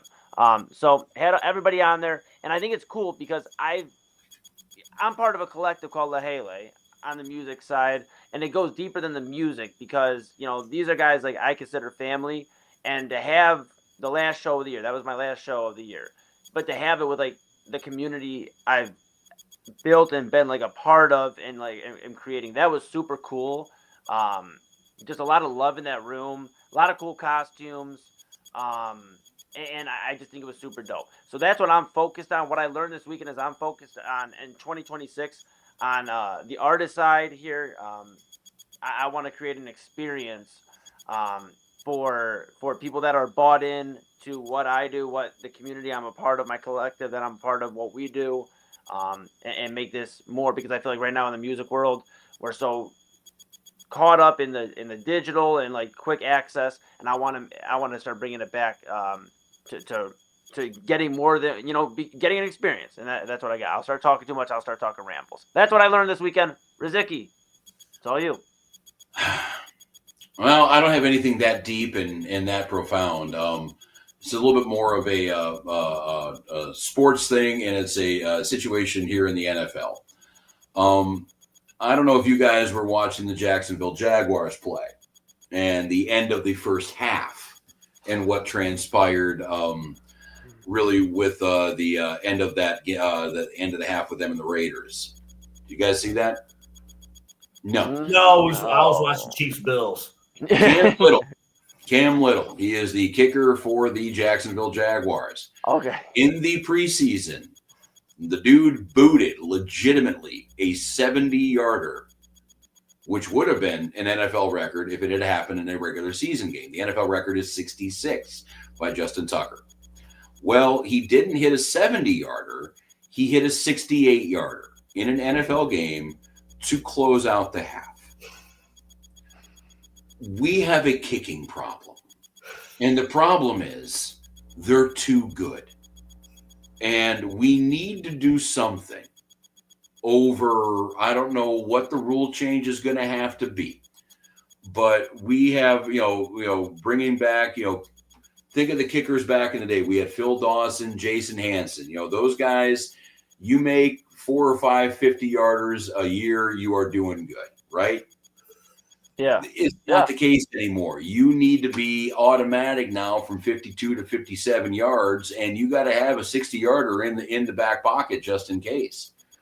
We thought Phil Dawson was great, but 42 of 60 from 50 yards or more, and that's over a 17-year career. What that's do a quick percentage here in the head. That's 2/3. That's about 66%. So, now we have guys that are booting 65, 70 yarders, 68 yarders. I mean, we've already had a few already this season of over 60. I don't know what the fix is. I don't know if you narrow the goalposts. That might be a little bit of a thing. We had a couple of doinks today. The Buffalo game had a doink right off with about 30 seconds to go. Mm-hmm. My idea would be, and I'm trying to find a less obtrusive way, because I've heard about put a top on the bar, so you have a box that you're going for instead of just the field goals. My plan would be, you have your normal NFL field, you have your normal field goal posts, you move the post back 7 yards behind the goal line, and you just keep moving them farther back. So maybe a field goal that would have been measured at 52 yards right now, that's now all of a sudden a 40-yard. And I think that would do a lot of things for the NFL without making it too crazy to look at, without having to completely revamp it like a kickoff rule or something like that. But they need to do something, just because your average coach isn't used to, like, when you get a turnover on the 40-yard line, turnover on, 3 and out on the 40-yard line, you're not thinking that the opponent's going to saddle up the field goal unit. Like, it's messing up strategy. I don't know if this game was designed with the idea of a human being being able to kick the ball 3/4 of the field.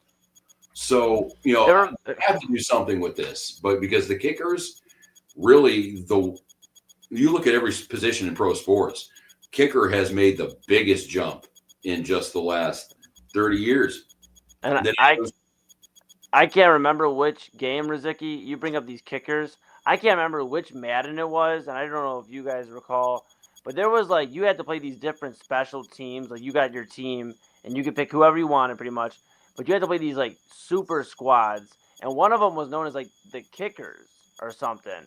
And I don't know if that was the exact name. That probably sounds really, like, messed up, but, like, they were the kickers, like, squad, and they were all, like, 100 overalls dang near, and they could hit from, like, 99 yards.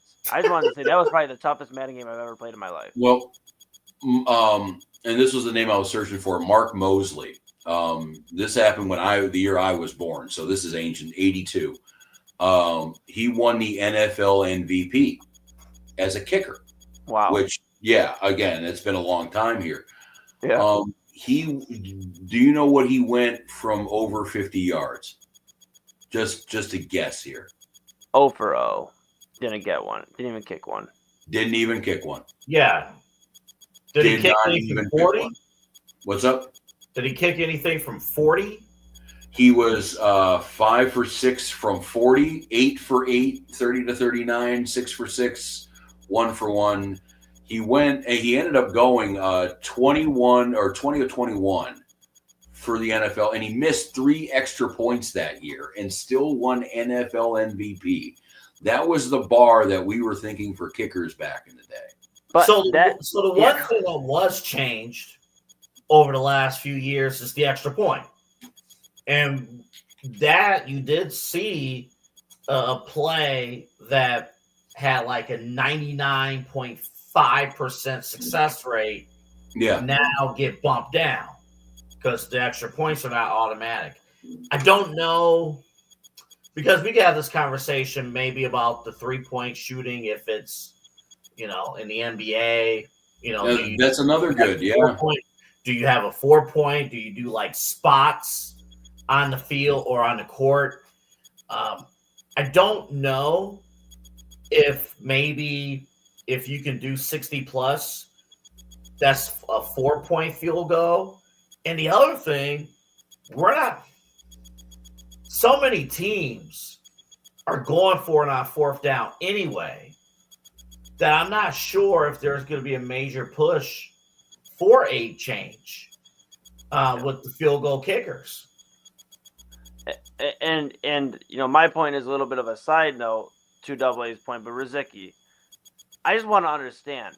Do you have who was in second by chance in MVP that year? Are you able to? I mean, I can get there now. Yeah. Okay, if you don't mind, I just would like to make sure. Like, this is my final point of the show.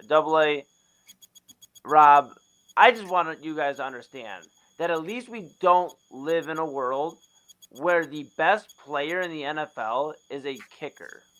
No disrespect. Do your job well. We respect it. You can win some games, maybe even walk off a Super Bowl. But you're not giving a kicker Super Bowl MVP. You're giving it to the quarterback. Well, let's see here. We had obviously this looks like a strike-shortened season, which I think had something to do with it. Okay. Mark Mosley, Washington Redskins, 35% of the vote.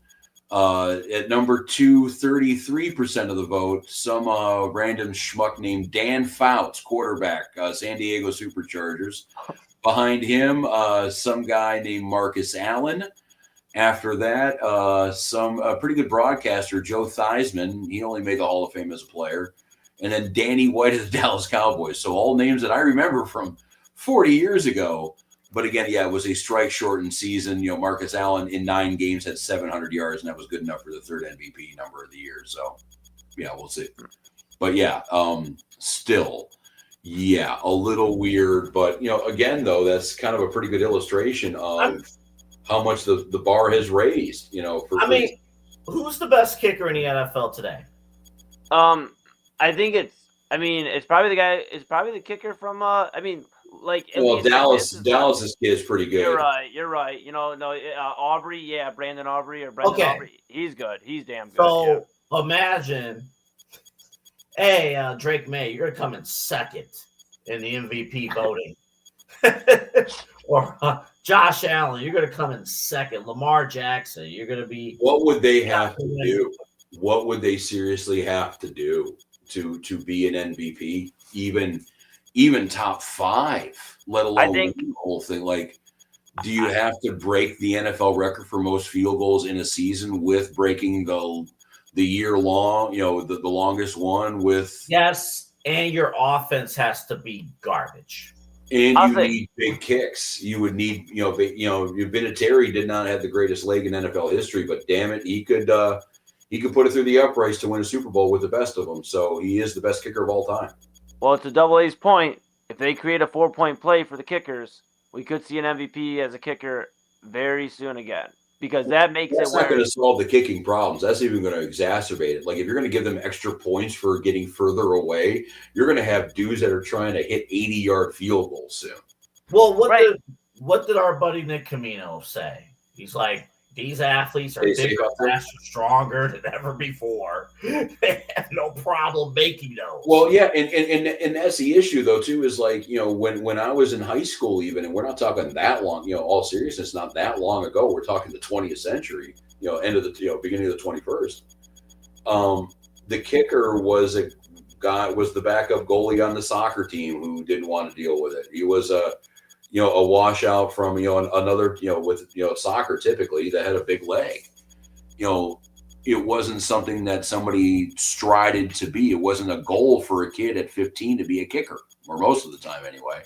Right. Nowadays, though, you have these kicking camps. You have these dudes that are kids that are learning how to do it at 11, 12, 13 years old. And unlike pitching in baseball, you don't have to worry about damage to a joint by teaching these kids the right way to kick. So you now have folks that by the time they get into college have been kicking a football with coaching for 12 years. So of course it's going to get better. My last thing is more of a question. This should be easy for you guys. There's only been one kicker in NFL history who has received Super Bowl MVP votes. He didn't win it, but he received Super Bowl MVP. I'm going to get Rozycki while he's drinking his drink. Adam Vinatieri. Yeah, easy. Yeah, I was going to say it has to be Vinny. I had to get Rozycki was ready. I saw him drinking his drink. It was, and think about it. It was probably in that first Patriots Super Bowl where Brady didn't have the strongest. He was still a young player, and Vinny won the game with the kick. Carolina. Carolina. That was the one where John Madden said, "You got to play for overtime. You got to play for overtime," which that level of commentary today blows my mind. You will never hear that from anybody.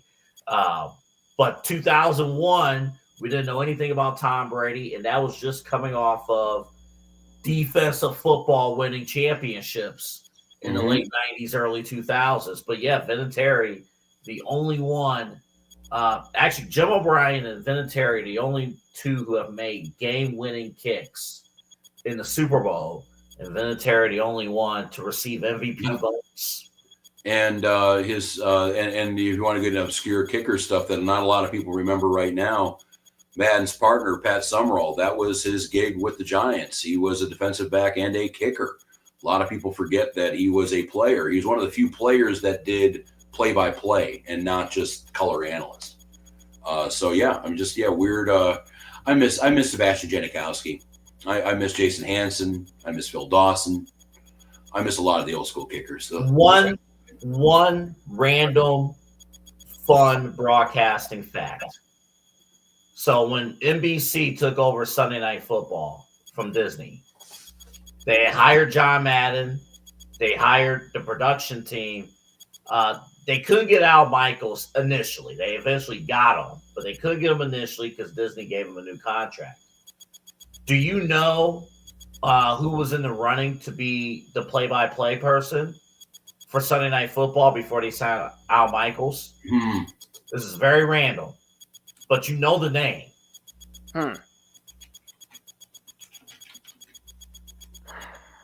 I don't know. I'll give you a hint. This person is still on Sunday Night Football today. And it's not Mike Tirico. It was going to be Collinsworth? It was going to be Chris Collinsworth on play-by-play. No. John Madden, because Dick Ebersol, who ran NBC Sports for all those years, actually said Collinsworth had one of the best auditions for that position. I can see. I mean, he's been doing games forever. I thought you were going to tell the story about how Al Michaels got the gig over with the Sunday Night Football. Go ahead, share that. Do you know who he was traded? In fact, do you guys know who Oswald, the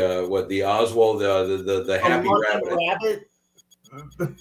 He was the character that Walt Disney created for Universal back in the day before Mickey Mouse.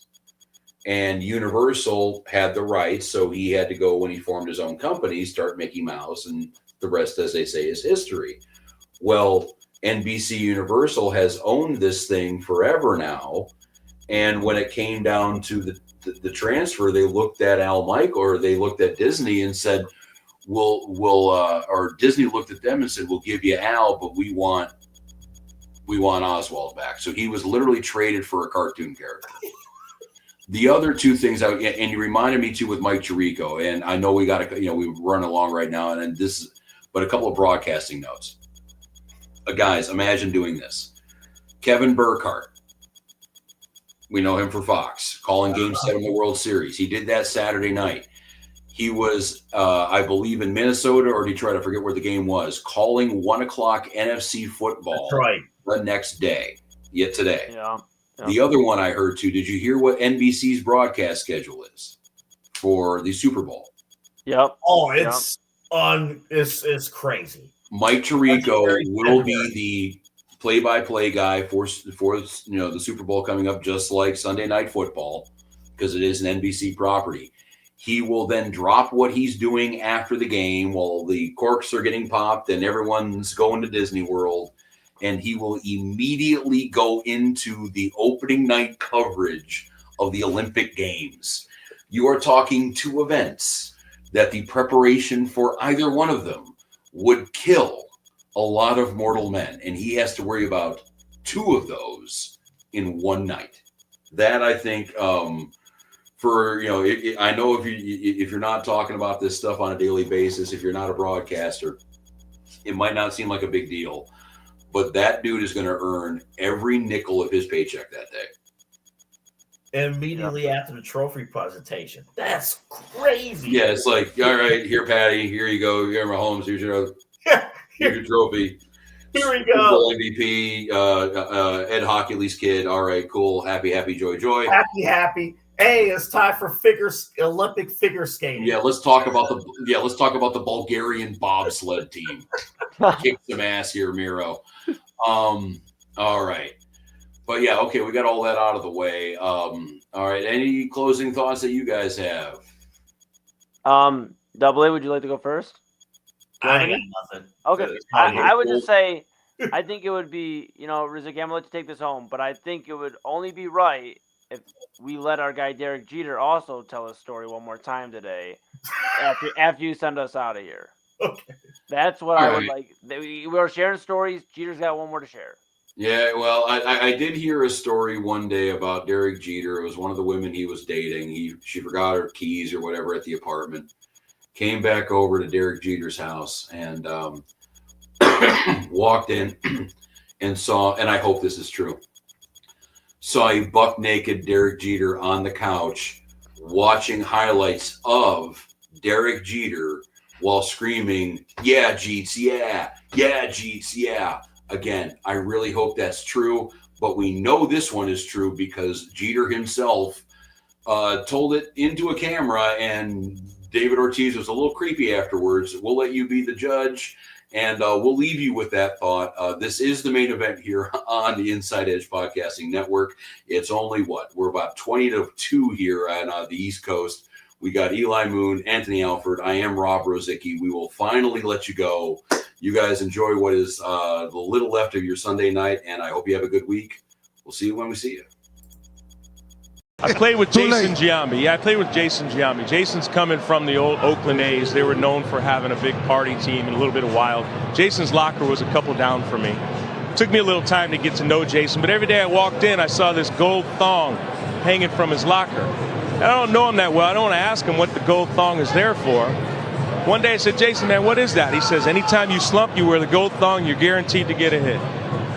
I went 0 for 32. During that stretch, every time I walked in the clubhouse, Jason's pointing at the thong. Finally, now listen, I have shorts on. I put the thong on top. First pitch, home run off Barry Zito. Here it is. Look at this. First pitch off Barry Zito of the game. I hit a home run. Now, I have never in my career run around the bases that fast because I thought everyone in Yankee Stadium could see that gold thong. That's a great story. You are in the slum right now. Try it on. And this is yours, too. Huh? That's yours. I'm not in the slum right now. You are.